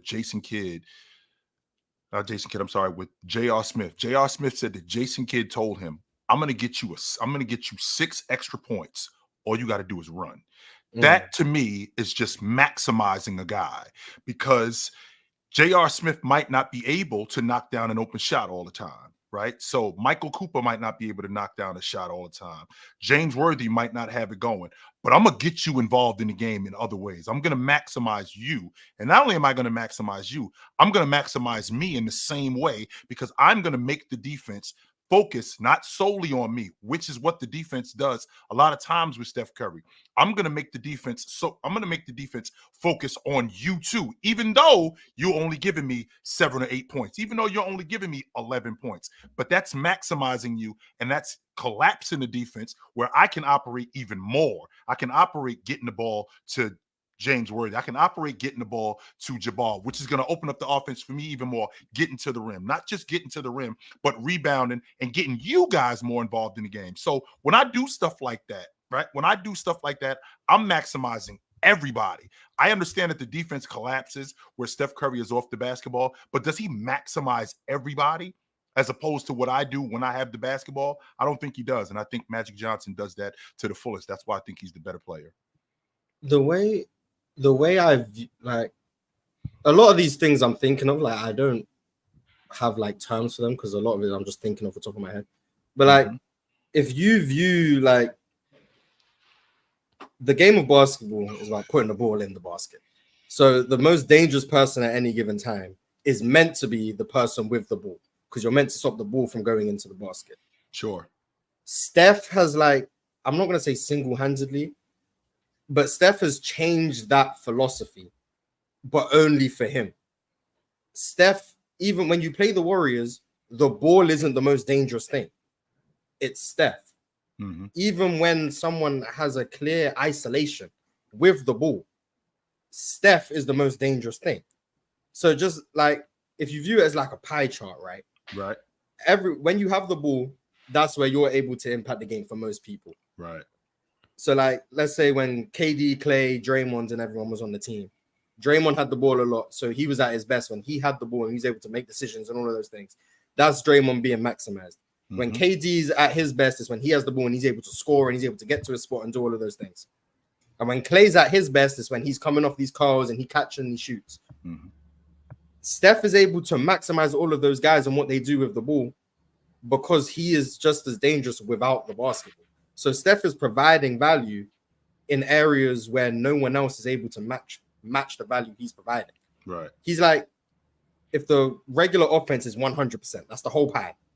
Steph is like giving you an extra slice of pie because he's providing value in ways that no one else can match because he's doing it without the basketball. The most dangerous is meant to be the ball, and everyone else is like secondary. Steph is providing value without the ball, and you have to worry about the ball as well.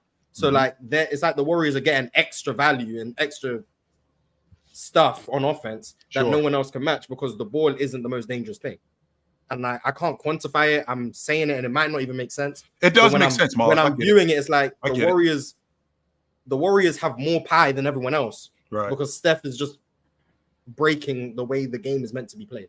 So That's with how that be so with that being said, Mars, everything that you just said is applicable to Magic in the aspect that not only is Jabbar the most dangerous guy, not only is Worthy dangerous, not only is Michael Cooper, not only are these guys dangerous, they're even more dangerous with me with the basketball.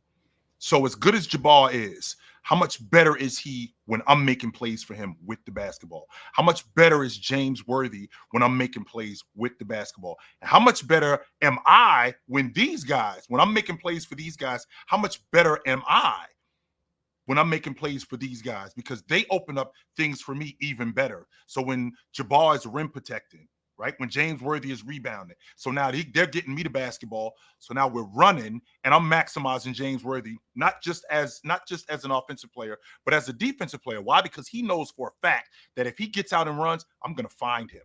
And that puts a lot of pressure on whatever defense we're playing. Michael Cooper, he knows for a fact that whatever defense he's in, he knows that if the ball gets turned over and he gets out, I'm getting him the basketball. I'm going to make sure that everybody gets maximized with the basketball, as opposed to a guy like Steph Curry.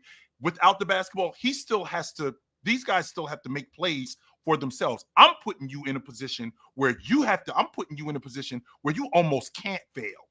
And that's largely due to me.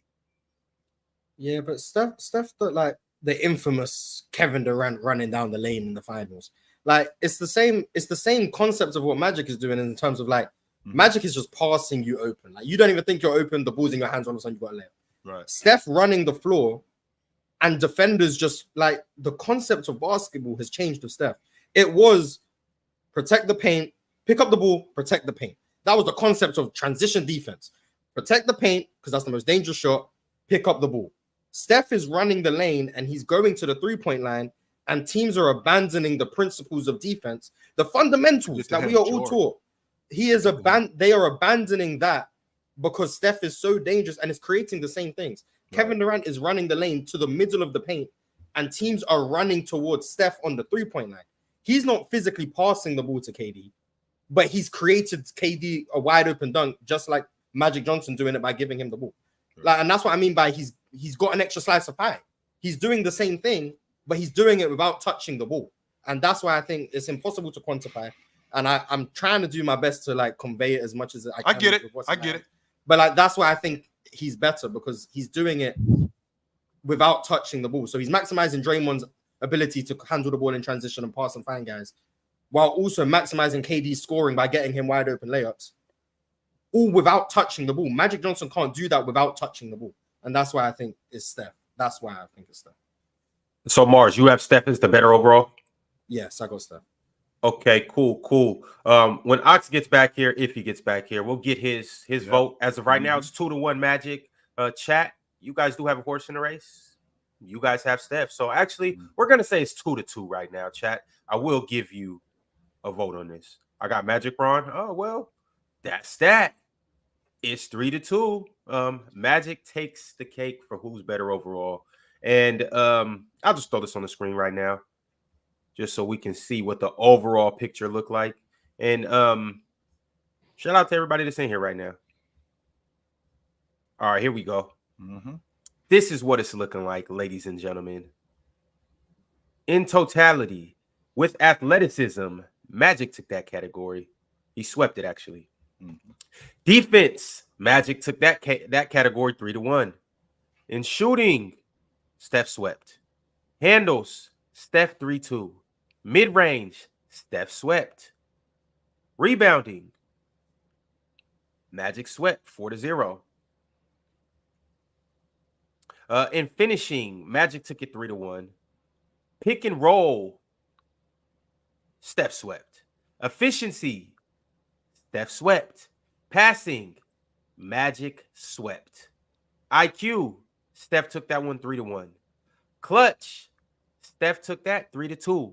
And last but not least, better overall, Magic got it 3-2.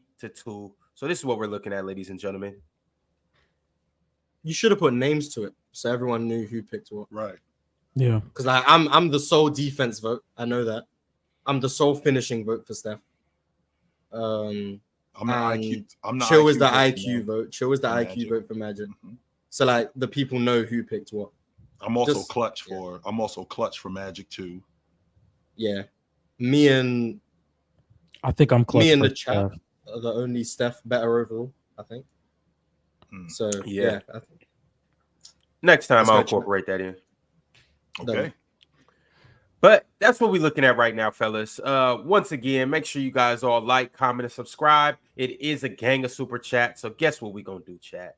Yes, you not guessed read it. them. Hold on for a second. Hey, Tank Jones, you want to build a statue of Steve Francis outside the arena, and you talking to me about being biased? Like whenever I talk about Steve Francis, your eyes light up like a fat kid that sees ice cream cake, and you got some nerve sitting here talking to me about glazing somebody.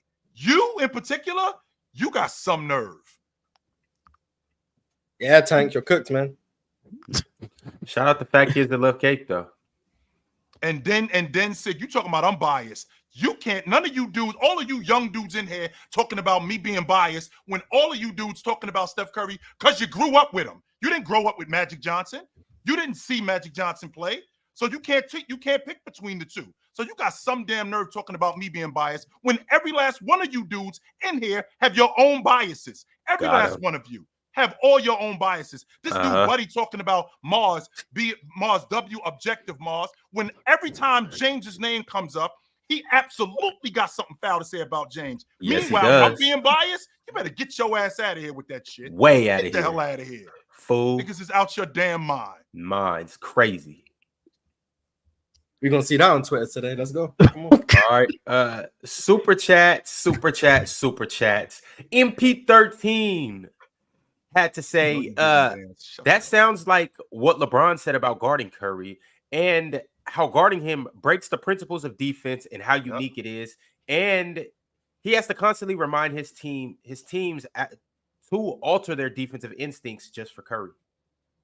Yeah, like that can't be quantified. Yeah. That's why I always like, oh, he only averages 5 or 6 assists. Whatever. Like, I'm sorry, he's creating shots without touching the ball. Like, there's no measure for that. Maybe one day they'll be able to make a measure for that. I don't think they will. But like, there's no measure for the shots Steph creates without touching the ball. So call it playmaking or don't call it playmaking. Yeah, I don't care. Whatever you call it, that's on you. But Steph is creating shots for people without touching the ball. So there's nothing you can measure with that. It's just you have to watch it and you have to see it. Meets De La Hoya said, Magic is a transition fast break type PG. He don't produce the same half-court offense as the PGs today. That's because the game was ran through the big man. So the game is more wide open today and it's played behind the long ball line. It's played outside in. It's not played inside out where you threw the ball into the big man and you operated off the big man. It's not that he couldn't play like that. I'm not saying that Magic would be the three-point shooter that Steph Curry is. I don't think anybody is.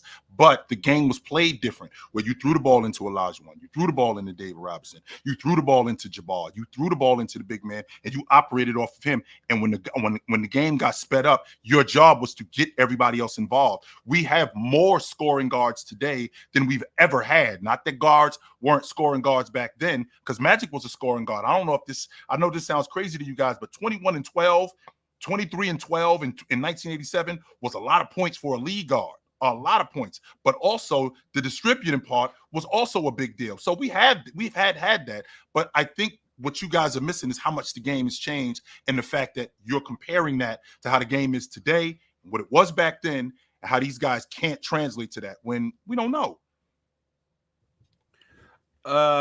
Teddy Hart just sent through a super chat. He said Curry is the only player to reach top 10 status based solely on their scoring ability. Everyone else is a dual threat in some way.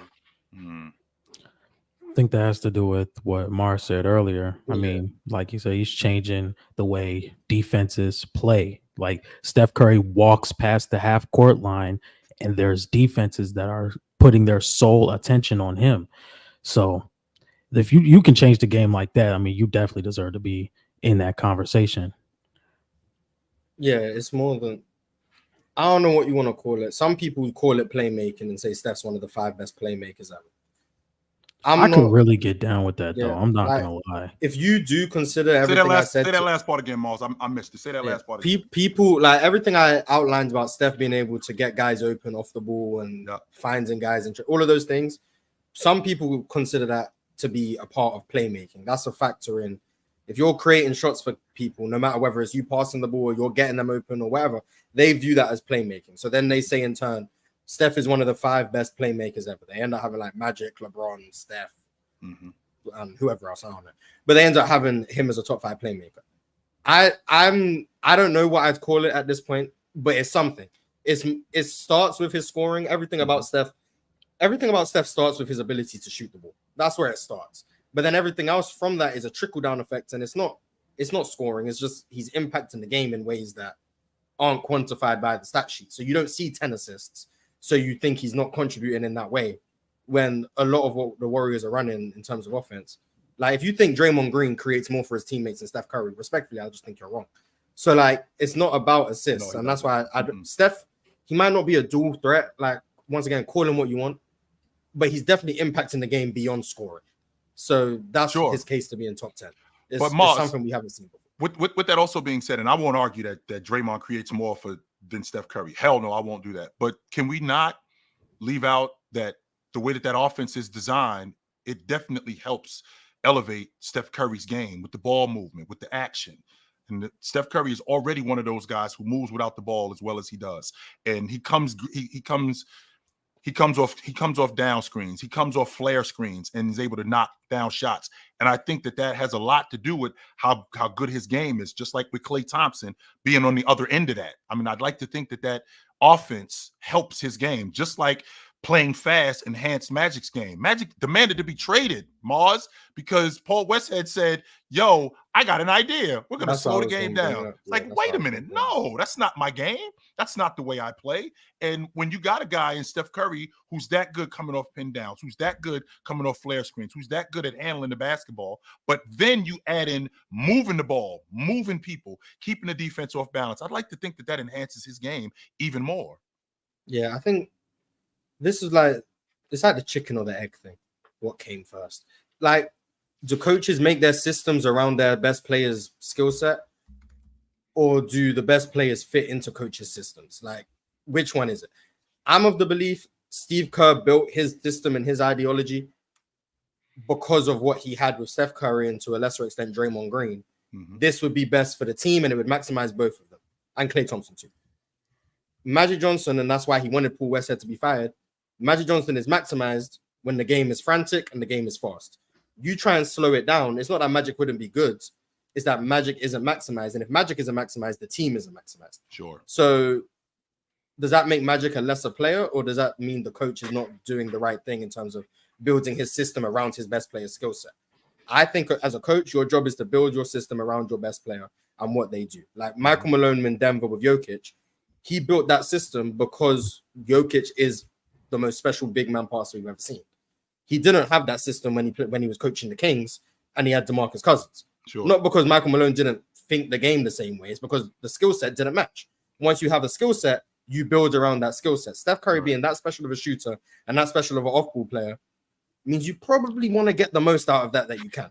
Draymond Green not being the best scorer and best offensive player, but he really understands the game and can make the right reads. You probably want to maximize that because you need him on the court because of his defense. If you maximize both of them, that's how you get an all-time great system. So I think coaches build their systems around their players and not the other way around. For the most part, I think Phil Jackson had his system and MJ fit it, and I don't think he was going to change it for many people, as seen by what he was trying to do with the Knicks. But most coaches adjust. Greg Popovich adjusted. As time went on, that Spurs system everyone loves, they're thinking about the 14 Spurs and their ball movement. Go watch the 03 Spurs. It was different. It's about personnel and who you have and the time and the game and all of those things. A bunch of things, adjustments and everything. So, yeah. This is a good time to shout out all of our new members and read our members' posts. But before we do that, it wouldn't be right if I didn't start out with my man Donovan Samuels gifting 10 Players Choice membership. So shout out to everybody that got gifted a membership. If he gifted you a membership, one thing first, you're one lucky bastard. Second off, make sure you like this video. Third off, subscribe. And fourth off, welcome to the party. I'm happy to have you here. Shout out to all of our new members, or the 10 people that got gifted those Players' Choice memberships. As for other people that just got memberships, shout out to Chris Luis. Became a member. Shout out to him. Mm-hmm. The traveling Urquides.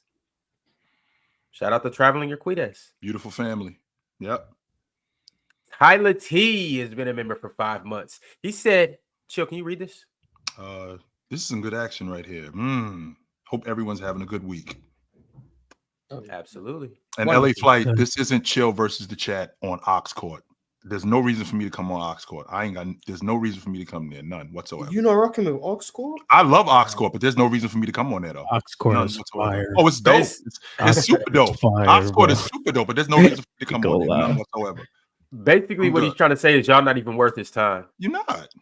And this dude in the chat, Buddy, talking about I hate Peons. him. You gotta care about somebody to hate him. I don't care about you, B.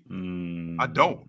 I couldn't care less if I ever spoke to you or saw you. So no, I don't. I don't hate you, B, because I don't care about you. Another person in the chat. Done. Man down. JD Sway has been a member for 5 months. He said position versus archetype in the story dub panel. Yeah, I can see that. Big fan Breezy, been a member for 13 months. Big fan Breezy, this is my dude right here. Breezy said Cam Thomas, top 10 scorer next season. What is Cam Thomas? Cam Thomas, 2028 Olympian. Can he be the best defender out of Curry versus Magic? Who better? Dub panel, love the show. Or can the best defender out of Curry and Magic decide who's better? I think it's an entirely offensive discussion. In my opinion, 100%. I think they're both on basically the same level defensively, just they do different things. So for me, the offense is the separate. The defense is not moving the needle. As for Cam Thomas, I do think he's going to have the averages to look like he is giving you 23, 24 a night. Part of me just doesn't feel like it's going to be efficient just because of the talent around him. I just don't think Ben Simmons gonna create for him, but I don't know. I don't think it's gonna be efficient. Now it is gonna be fun to watch. Like I'm gonna be tuning into some Brooklyn Nets games just for him and him solely. But I just don't think it's gonna be efficient. It's gonna be hella fun to watch, but him having to be like basically the only on-ball creator on that Brooklyn Nets team. I mean, you have Dorian Finney-Smith, Cam Johnson. These guys could be floor spacers, but other than Cam Thomas and maybe some Dennis Schroeder games, Cam Thomas is going to be majority of the ball creator and scorer for that team. And I think it's going to be inefficient. I don't think they picked up Killian Hayes. Hold on. The Nets didn't draft anybody, right? Nah. No, they got their picks back though. They got their picks back. We took Well, Rich Shepard. They just got them back, literally. They just got over under this season on the Brooklyn Nets, 20 games. Under 100%. Garbage. Yeah, they're going to be they're garbage. actively tanking for Cooper Flag. Yeah, there's no question. They might win less games than Detroit won last year. Like so worst team in the NBA. No question they're going to be the about worst team in the league. Yes. I don't even argue that. I think they're going to be garbage. If they don't tank this year, 3-1, and then they're going to lose for the rest of the year. Like if they don't tank this year, everybody should be fired. Everybody. Yeah, that because they have no action. Like it's really one of them things. Like yo, Cam, just go shoot, have fun. To be honest, and then it's like guys like Dariq Whitehead, I throw him out there and be like, look, what can you give me? What can you give me? I'm bringing guys up from G League. What can you give me? You know, and especially when there's like 3 or 4 teams in the East who are still worse than probably Utah or Portland in the West, who are considered the 2 worst teams in the West. I think it would be foolish for the Brooklyn Nets not to tank for Cooper Flag or to even like just be competitive, in my opinion, because it's like the Brooklyn Nets have been like unlucky. They trade for Paul Pierce. They end up giving up all those picks. They end up being Jaylen Brown and Jason Tatum. No, stop right there, John. Not unlucky, dumb. Yeah, you're You're right. They were dumb for doing that. And then the Kevin Durant, James Harden, Kyrie Irving situation doesn't work out. I wouldn't necessarily say that's their fault. And then They send out them guys. They bring back Mikal Bridges, and then for a half a season, Mikal Bridges looks like what he isn't.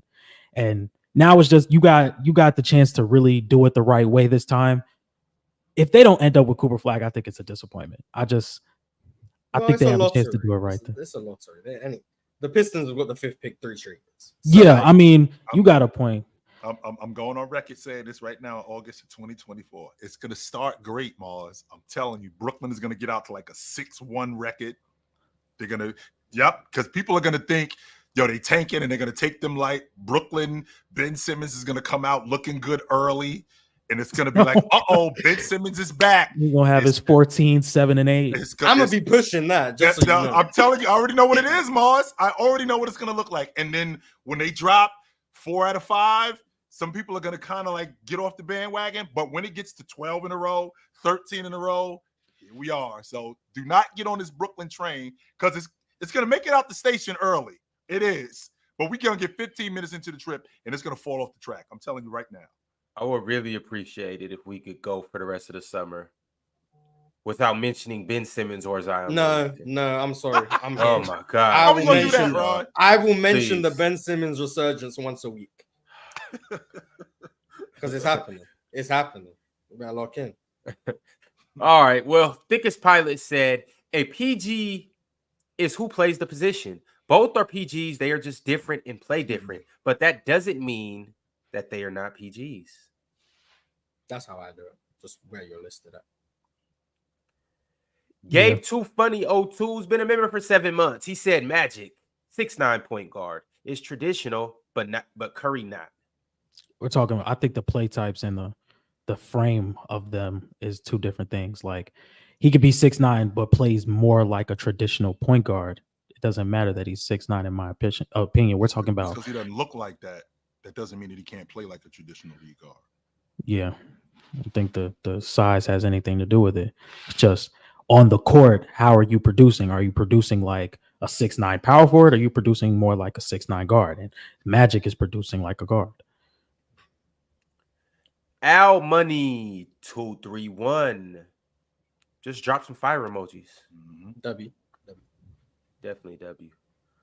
LA Flight, speaking of him, been a member for 12 months. He said Dub Ox Court, but L Ox. Yeah, Ox nearly making me resubscribe, but like I just haven't seen it. No, I'll be locked in. I'll be locked in. Valerie had Mars by the Yeah, I was contemplating subscription, but then I started hearing about chakras and witchcraft. You gotta get your chakras aligned. Nah, she lost me. I was like, I'm not subscribed, and then she started walking it. I dig the concept, and I don't want Ox to take this as any disrespect that I don't show up to Ox Court. I just chill. I knew when that particular Ox Court chill. I knew that wasn't your thing. You know what I'm saying? When I let you know about it, I was just letting you know about it, out of courtesy, So, but absolutely, but don't think for 1 second that I ain't listening to Ox tracks. Oh, 100%. I'm Ox one of them dude. I might not get on the track with him, but I'm listening. I got all his music. So let's make sure we clear about that. I got all Ox music, and I'm listening to all Ox stuff. Yeah, no doubt about that. Yo, Big Ox, when you gonna let me and the wonderful Cleopatra come and rock? That champagne room. When you gonna let us I already told you, bro. You're not invited to the champagne room, bro. I know how you keep Ron out the champagne room, okay? Keep Ron out. Of all the people to keep out the champagne room, I ain't even gonna drink when I come. I ain't gonna touch the champagne. No. Keep Ron out the champagne room, right? Ox, Ron, the reason why you got to hire extra security because of him. Yeah, you don't know. I really got these experiences with Ron. Like I've been in champagne rooms with Ron. He done drank up all my champagne before. He done done some questionable things. I'm like, Ryan, you good, bro. You're not invited to the champagne room, bro. You take me to that champagne room, I'll have to bring my inhaler, boy. See what I'm talking about? Boy. See what I'm talking about? No. Make an old fella like me. No. Outside of something, hey. Ooh-wee, boy. Al Money 231 sent through a super sticker, so shout out to him. Also, VK79 just sent through $1. Big shout out to them too for sending that through. Meech De La Hoya also became a member today and shot through a super chat. So big shout out to Meech. Appreciate you for becoming a member. Who else we got? Walker, who has been a member for 11 months. Y'all know the name. Walker had to say, does your ability to get a shot out of your handle matter for this conversation? Just, I think the ability to get what you want matters. If you want to pass, then I think you being able to get to where your passing would be most dangerous is just as important as if you want to shoot, being able to create the separation for your shot. But it's not just this means more than the other, in my opinion. So yeah, that's how I'm viewing it. Just get where you want to go. Like, don't let the defense dictate the terms, basically. Yo, Tough Bradley, we will 100% do that for you, but make sure you stay in them books, get through this semester of college, but do that.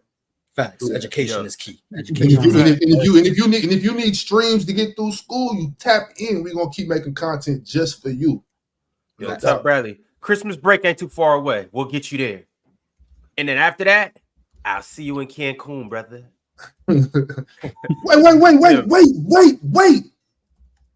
Did the chat say what was it? 72 to 28% for Steph being better than Magic? Bro, I'm telling you, Ron, bro. I'm telling you. So you want me to stop running these polls?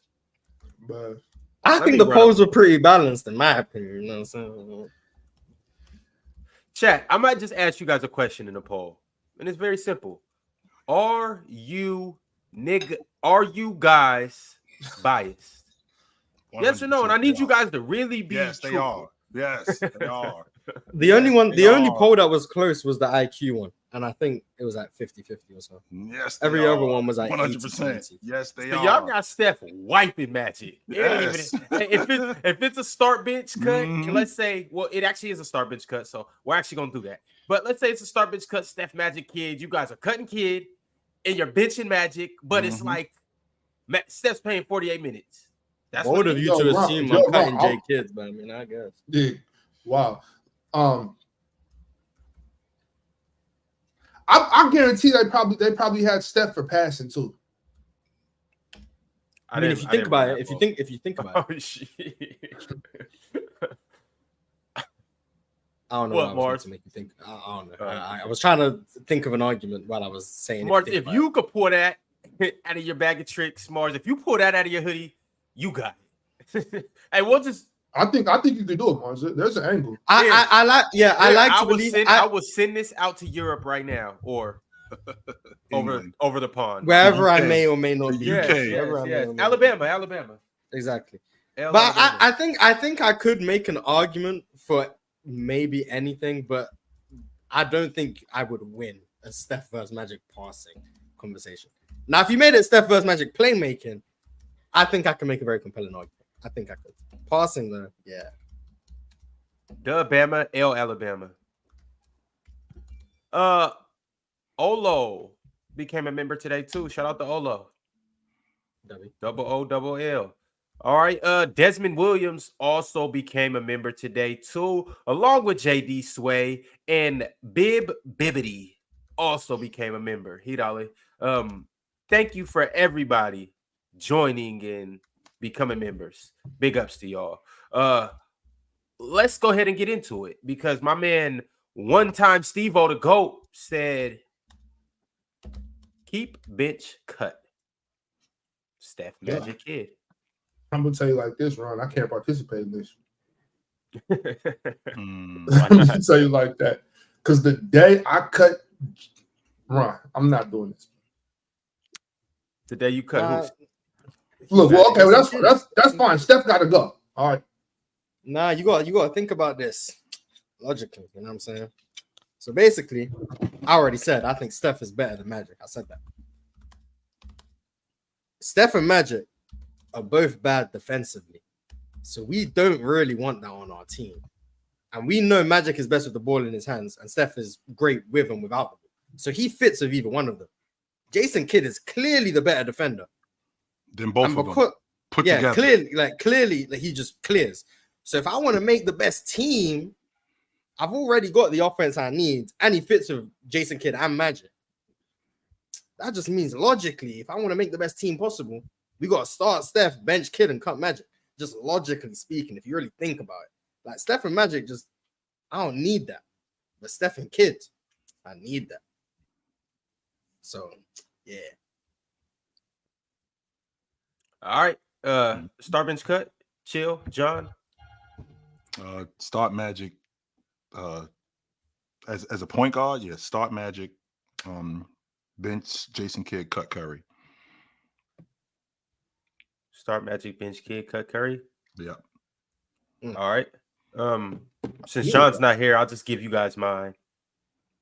Start Magic, bench Steph. Sorry, J Kid.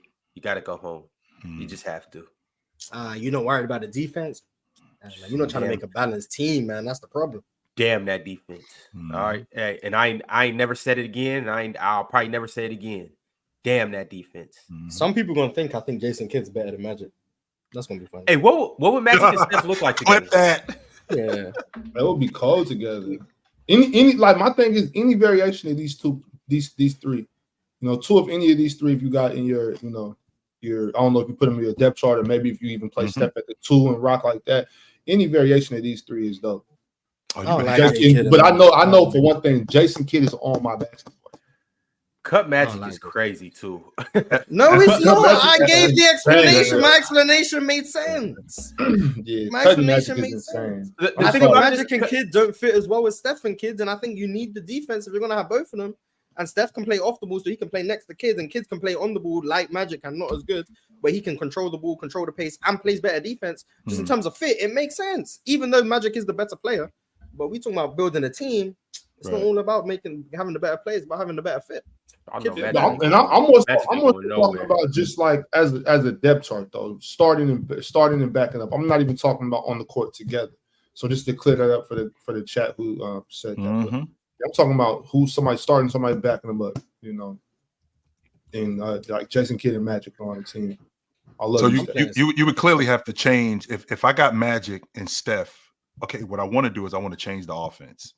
I do want them to play faster, but with them playing faster, I definitely want Curry off the ball because I know Magic is going to get him ridiculous shots. I know that because what you can't do is if you're gonna crowd Curry as soon as he comes across the half court, or you're gonna crowd him off action, Magic is gonna get to the basket one-on-one with whomever is covering him. Just off the fact of him being bigger, him being able to get around guys, he's gonna cause that much havoc. So now, if you're gonna now come off and have to help defense, have to play help defense, that's gonna be even bigger problem for you because Steph Curry is gonna be wide open, whether it's on the wing, whether it's at the top of the key, he's gonna be wide open. The Magic's gonna find him any and everywhere. FIFA boy simply just said El Lambo, and I agree. El Scambo. Yeah. Turn Up AG said, I once heard a story. I once heard someone say positions are determined not by what is listed, but what space you occupy on the court. Thoughts? Well, think about what the point guard and the two guard. We'll stay with. We won't even talk about the bigger guys, but think about the point guard and the two guard. Okay, the reason why you played the point guard because you couldn't shoot as well as the two guard. The reason why you played the two because you couldn't handle it like the lead guard. So that's how you ended up getting that position. Now, of course, if you wanted the bigger guys, you're going to play closer to the basket. Enter Dirk Nowitzki. Enter Tony Kukoc. Enter all of these Euro guys. So now these bigger guys are showing you that, okay, we can play a little bit further away from the basket. With these dudes playing further away from the basket, now the idea of being positionless has now become louder than what it was before. Yeah, I need to understand what that means. Sorry, go ahead. Dante Davenport said, salute to the graveyard Ox Court. Penn vs. Low was the best week of PCL. Shaq, bring back Ticket. We need the Avengers. Ticket, get out your feelings. I agree with everything that just said. And like everything. I think Ticket will be back. I do. You think Ticket will get out his feelings? I think Ticket will be back. Man, Ticket just has guys who we need to get off the platform, man. So I'm just saying. I have to just get them out of here. You know what I'm saying? I don't see nobody up here with cock eyes. I'm just saying. Can you guys all look straight? I see everybody looks good to me. Yo, what's wrong with you? I'm saying I don't see nobody up here that looks like Sean Porter. or Noah Lyles. I'm just saying, the guys that were that were demanded to be off, I don't see nobody up here unless you didn't like John D. And I John D was smooth. If MJ say he want David Vaughn off the roster, I guess David Vaughn gonna come off the roster. You know what I'm saying? Yes, he does. That's part of it. Hey, no hesitation. Vaughn with the super chat said there is no quote unquote officially better than Magic. He's been the best point guard ever since he won his 4th ring. Y'all late. I don't care about accolades. So. Guess so. Modest Review said, Ron, another combo was popping on X. The Steph and Kobe combo can you give a rundown of who is better and who peaked higher all time? Great combo, by the way. Fellas, we're not gonna dive deep into this, but who's better and who had a better peak? Kobe and Kobe. There we go. don't got to dive deep into that at all. You said it right, bro. Yeah. There we go. I guess we're done. There we go. Yeah, Okay. I think we're done with that. Mm-hmm. John, Yo, you're jumping into the fire right now. Who had a better peak? Steph or Kobe?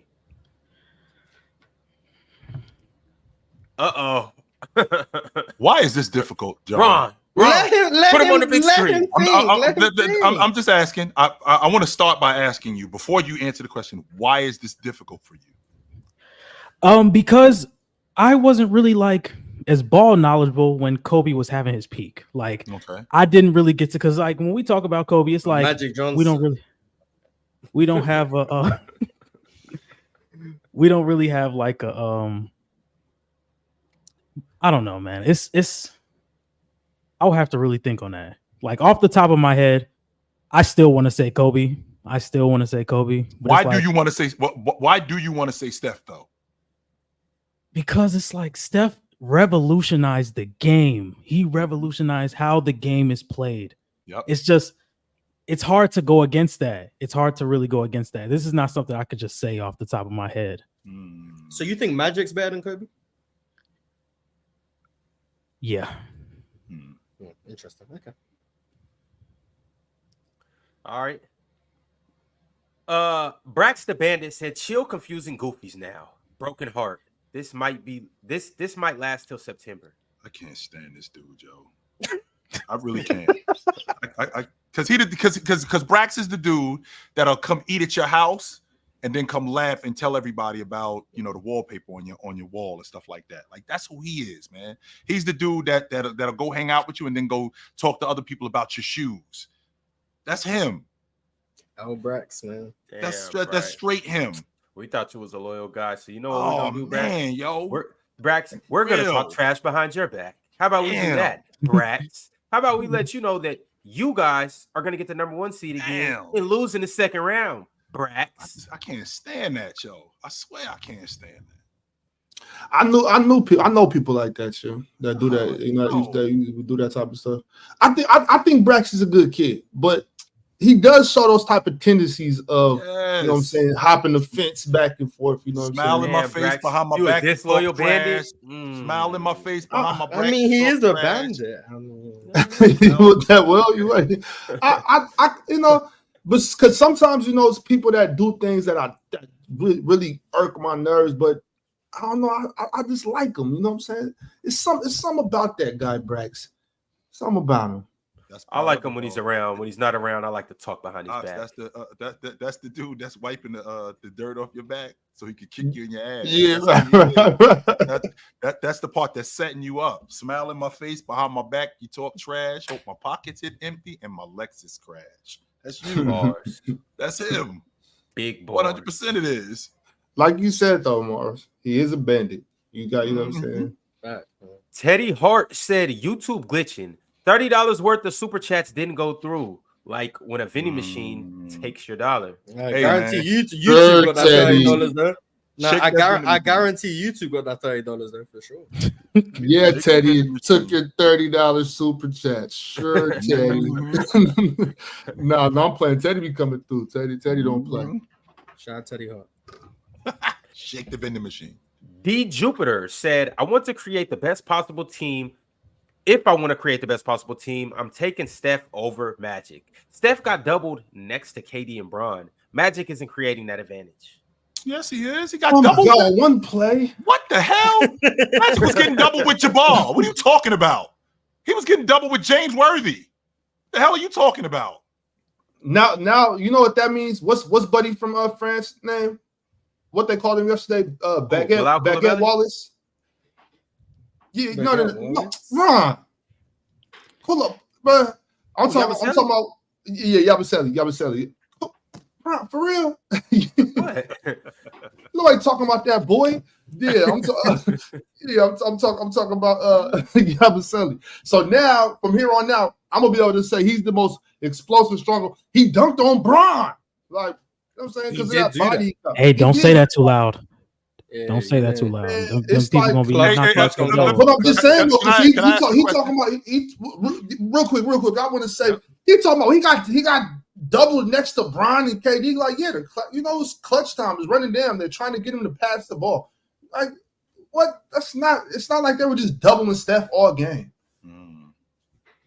What were you saying, Chip? James got dunked on. Have we seen guys get dunked on? Because I think Yabusele punched it on James 100%. Oh yeah, that was body to body. 100% he got punched on. I mean, touch my body. Like that's what I'm talking about. Like, does that compare to when Bryant smashed it on Dwight Howard? No. Oh no, it compares to when Kobe did it to Steve Nash. It does compare to that. I'll give you yes, sir. I'll definitely give you that. Steve Nash was late and he punched it on him. Yes, he did. Yeah, but make no mistake about it. Make no mistake about it. James got dunked on. Is that dunk? Is Yabusele punching on James worse than when Jason Tatum punched it on James? No. Some Bron I fans think Jason Tatum that. actually punched it though. Some Bron fans still deny that was that. There was a little less contact on that one, but the way he dunked on him and the way he bumped him after was just crazy. If he wouldn't have done that, I'm trying to tell you, Chill, the Celtics win that series. If he would have dunked the ball and ran back on defense and didn't even look at Bron, if he just would have dunked it, got back. Did y'all remember how Bron came back? Like, what? He had like 2 back-to-back step back threes on. Like, he turned Bron up. He should have left his ass alone. But no, like somebody in the chat just said he didn't dunk on Bron. Like, I think there might be people out there that's really. There's people that really out there delusional, like, no, he straight punched it on James. Bron's never been dunked on. He's never been 100%. He punched. He's never airballed. We're talking about Jason Tatum, right? Yes, he's straight. Jason Tatum, absolutely. Yeah, we was talking about y'all when he said that, Ron. He dunked on him too. Yes. No, I think that was the opposite, Ron. My bad, boy. I'm talking about the reason why I'm bringing it up is because I'm thinking to myself, we've seen guys get punched on worse. Is it getting magnified? Because it's James. Yes. Like, he got dunked on, no doubt about that. And in a gold medal game. Yes. Yeah. That's what I'm thinking. And it was a nobody. So that was crazy. That was a nasty dunk. He because that's just like you know, it's one of the things. If he was probably like a lighter dude, like not as heavy, he probably wouldn't have been able to get to the rim. But like that was nasty. Because I did not think he could have made it to. I didn't think he was going to make it to the rim after Bron caught him in the air. Yeah, I thought he was. That was honestly one of the best, especially just because of the stage, gold medal game. You know, all that goes into it. We've obviously seen, worse dunks. So I'm not trying to hype it up like that. Yeah. But just because of the stage and the ramifications, and they were trying to, come back and win. That might have been one of the nastiest dunk posters I've seen. And it was nasty. Yeah, he reached for it too. It wasn't like one of those fake Blake Griffin dunks where he just throws the ball and never touches the rim. That was he dunked the basketball. Like Morris, I don't count that type of stuff. Like it was still nasty. You got the bucket, but if you don't that like when Blake did that, that's if you don't grab the rim, it's not a dunk. If you don't grab rim, it's not a dunk. If you don't even touch the rim, you don't got to grab it and hang on to it. No, but if you don't touch the rim, that's not a dunk. He didn't dunk on. Where I'm from, he ain't dunk on Pau Gasol. He didn't dunk on Pau Gasol or Timothy Mozgov. He didn't even touch the rim. He just jumped in the air and just threw it in. Like it was nasty. Don't get me wrong, but that wasn't a dunk. We call those net burners where I'm from. That's what right. That's what they call where you just throw the ball in the rim, and you ain't got to touch the rim, but how hard the ball hits the net, it shakes the rim. So yeah. Like, don't get me wrong, it was still nasty, y'all. Still a great play, but it wasn't a dunk. It was a body, but not a dunk. All right, well, shout out LeBron out here getting dunked on. That's you guys' GOAT. Meech De La Hoya said, if you put Magic on the Warriors, then why don't they win 4 rings? Or they don't win 4 rings? They damn sure don't beat the Cavs. But if you put Curry on Showtime, they win every year.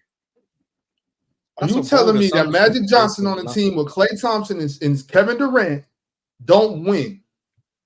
Now, he said they don't win all 4, so 22 and 15. Okay. If they don't win off, then I would argue if Kareem goes down when Steph's a rookie, I doubt he wins that finals. But like saying a hypothetical with that much certainty, always that's a huge hypothetical. Like you just know what would happen if they switch. Like what?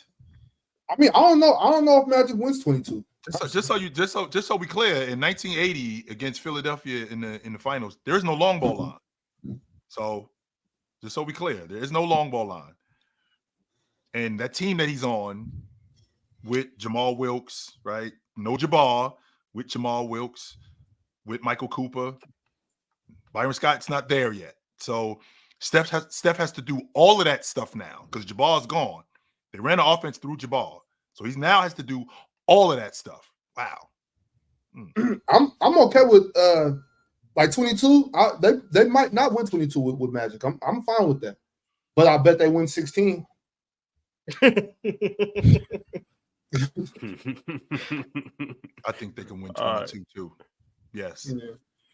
Reggie Red said, you can't explain nothing to this TikTok generation. They think Lil Yachty is better than Jay-Z. That's true, actually. It's really true. They really do. Is he not? No. I don't have any part in this. I mean, if you prefer Lil Yachty's music to Jay-Z, then he better. Chicago?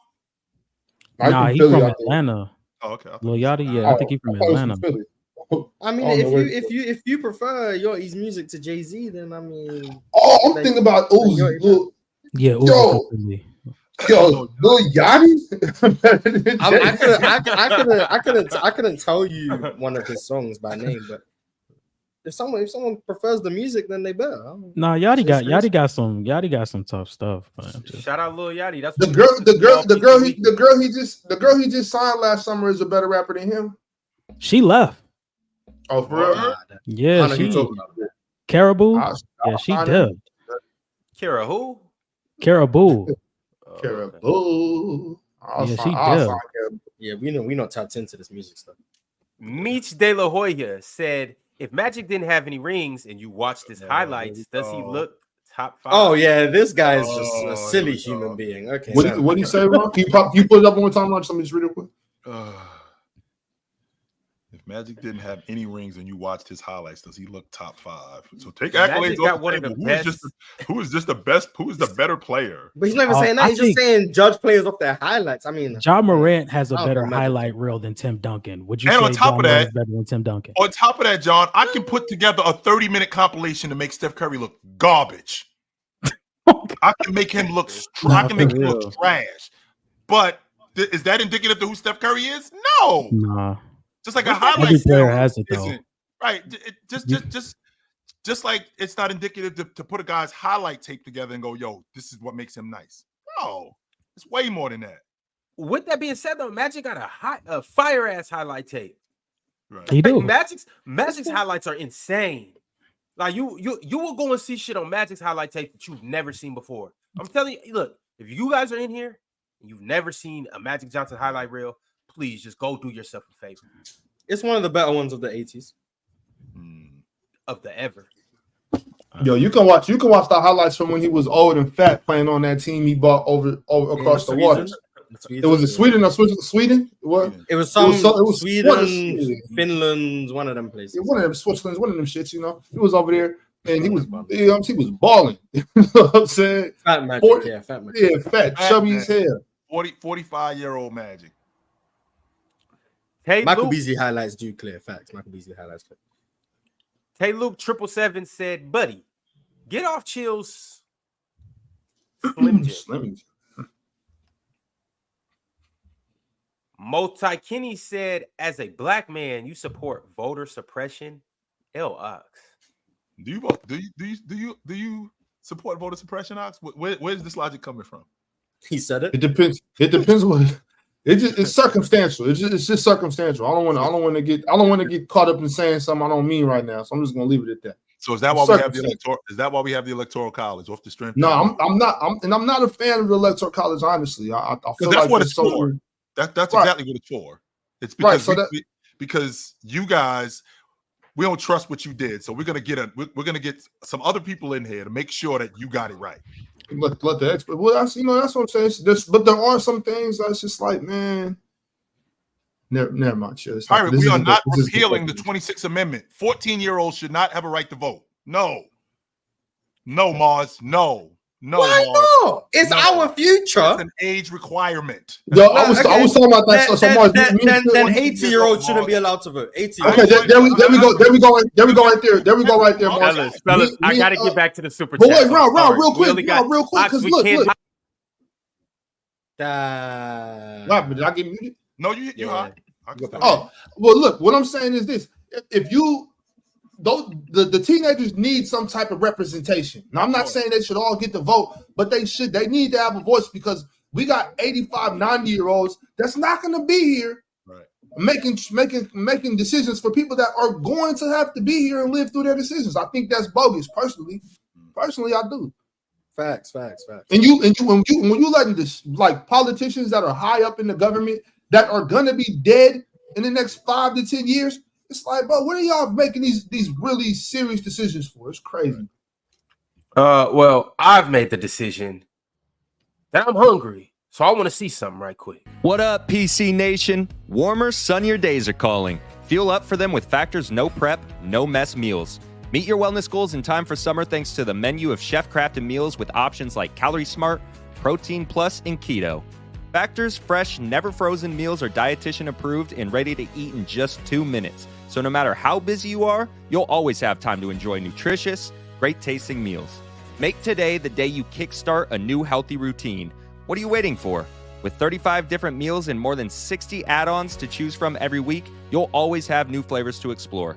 Crush your wellness goals this July with dietitian approved meals and ingredients that you can trust. Make your day delicious. From breakfast to dessert, stay fueled with easy, nutritious options.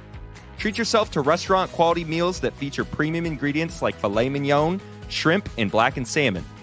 Keep kitchen time to a minimum. Factor meals are ready in 2 minutes. No shopping, prepping, cooking, or cleaning up. Enjoy effortless support for your lifestyle. Choose from 6 menu preferences to help you manage calories, maximize protein intake, avoid meat, or simply eat well-balanced.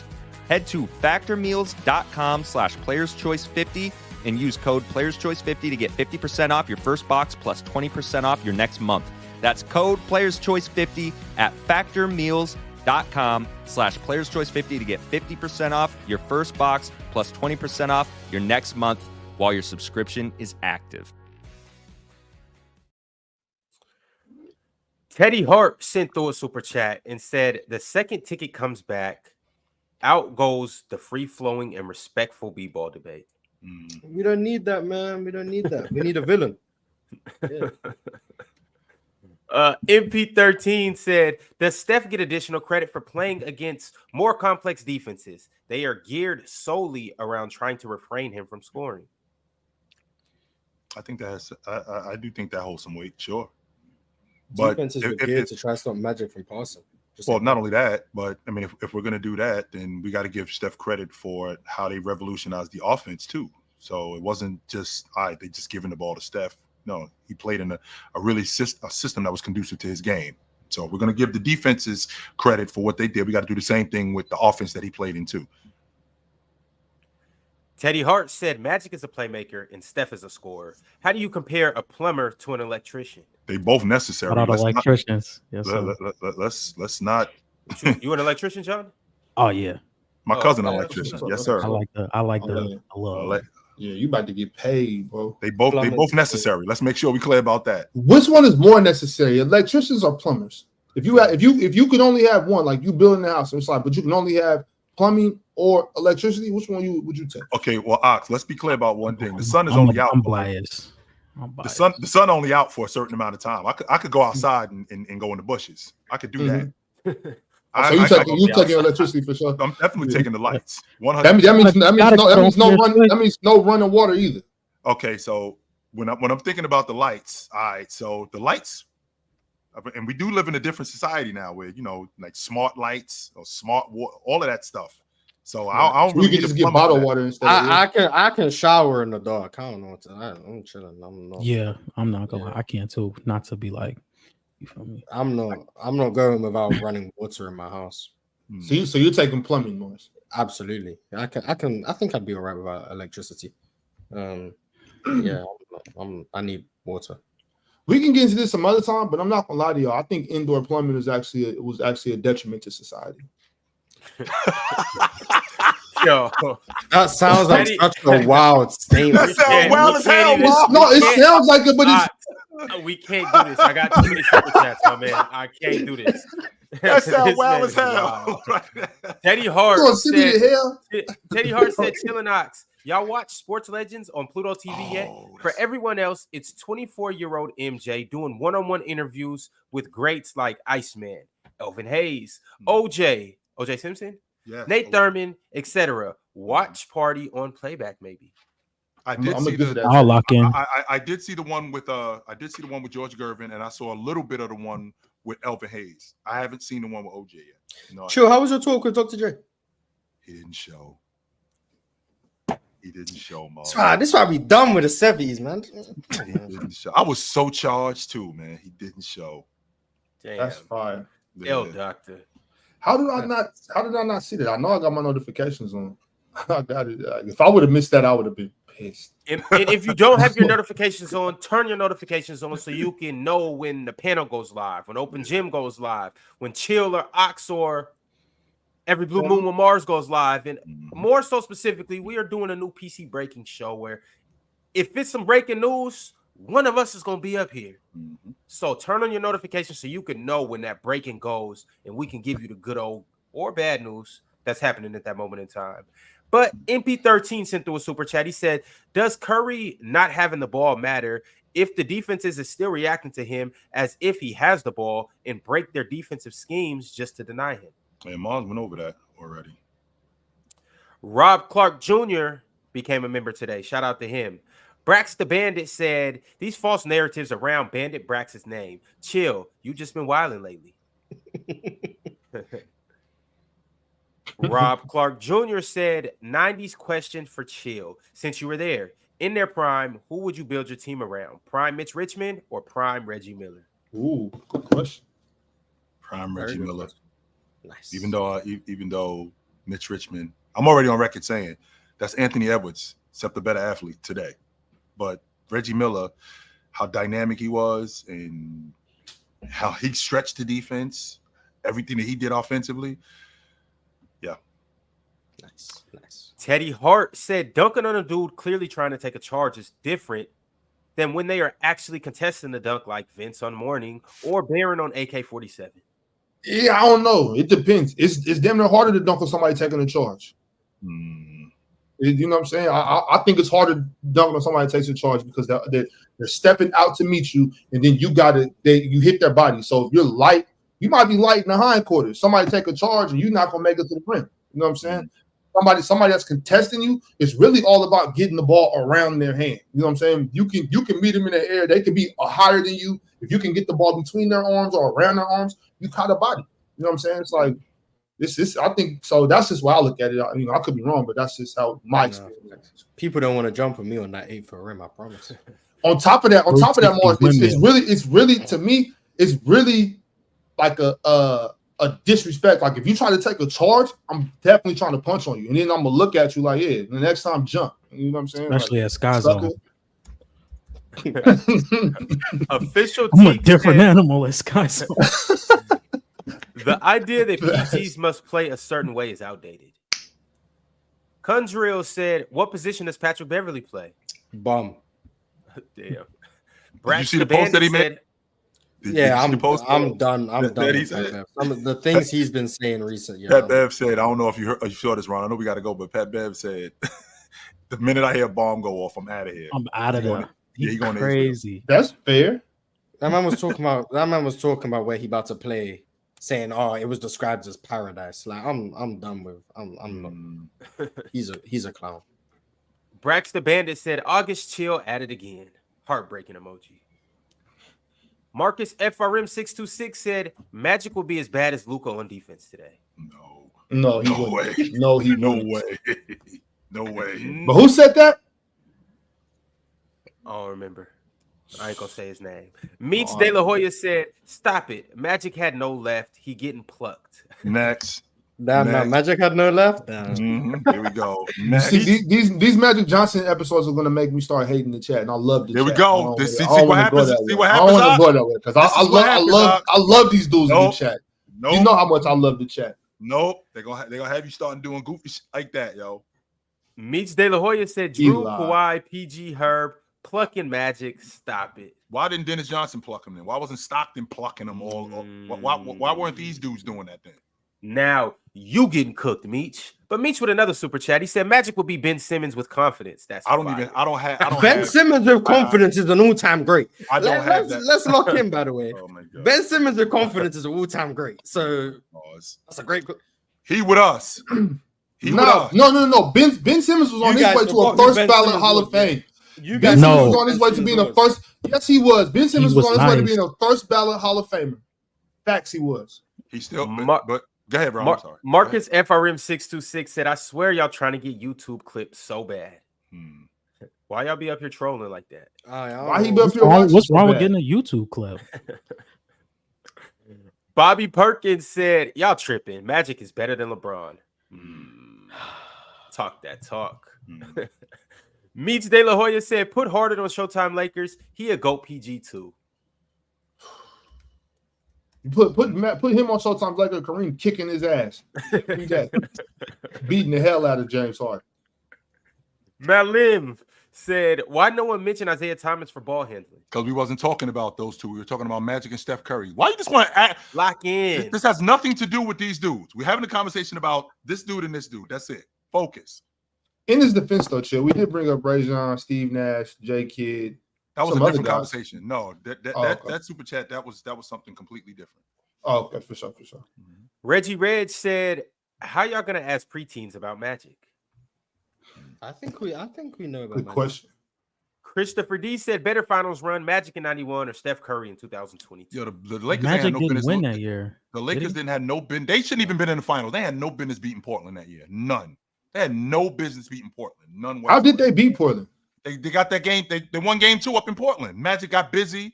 Portland gave them that game. I can't believe that, man. Give me a break. And then on top of that, that was in 90. That wasn't in 91. And Portland should have beat them. Mitsu said Dion will win the PCL. He's a monster debater. Dub show. Dion been solid. He gonna show you debating Dion this week? I am tomorrow.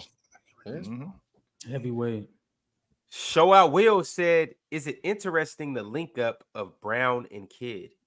Oh, on the shoe. They is it shoes? Is that what it is? Something in Oakland. They doing something. All right, chill. Later, fellas. I'll see y'all tomorrow. Yeah, we know they both went to Cal, so yeah, it was something in Oakland. I can't remember what it was, but they're doing something for the community. Cultured Bandit said, "Chill, you crashed out on the wrong person." Dub Unk. Yeah, he was talking about Adam West with the Adam Steve West, Francis stuff. Yeah. Was it Adam West who was supposed to get crashed out on? No, he was trying to come for Brax, but he just thought Brax was talking about. No, he crashed out on Tank. Yeah, Tank. Yeah, one of them. But it was supposed to be Brax. No, it was supposed to be. He was Tank, he was trying to come Steve for Tank Francis. Jones, but he was bringing up stuff Adam West did. I was like, oh, damn, okay, I guess. You know, Adam West is the Steve Francis guy. Yeah. Oh, That's yeah. That's Steve Francis, yeah. Oh man, y'all don't. You got to see when you love your chat. You know. Yeah, look at us recognizing people's tendencies in the chat, man. Name one show that can do that. You guys do not clip that up and put it on Twitter, please. Spare no, the please do not do that. Please, it's please probably don't already send me on there. It's probably already on. Hey, please don't send me that clip on Telegram. Please don't. Yo, I'm gonna just. I got one more super chat But I'm gonna play something that just lives rent free in my head. But you Mitsu said, "I can't lie." L Ox Dub Ron. W Burner, Now you Burner. cooking. The Now you fuck? cooking. who? What? Nobody in the world thinks that. Burner accounts, man. Run putting in overtime.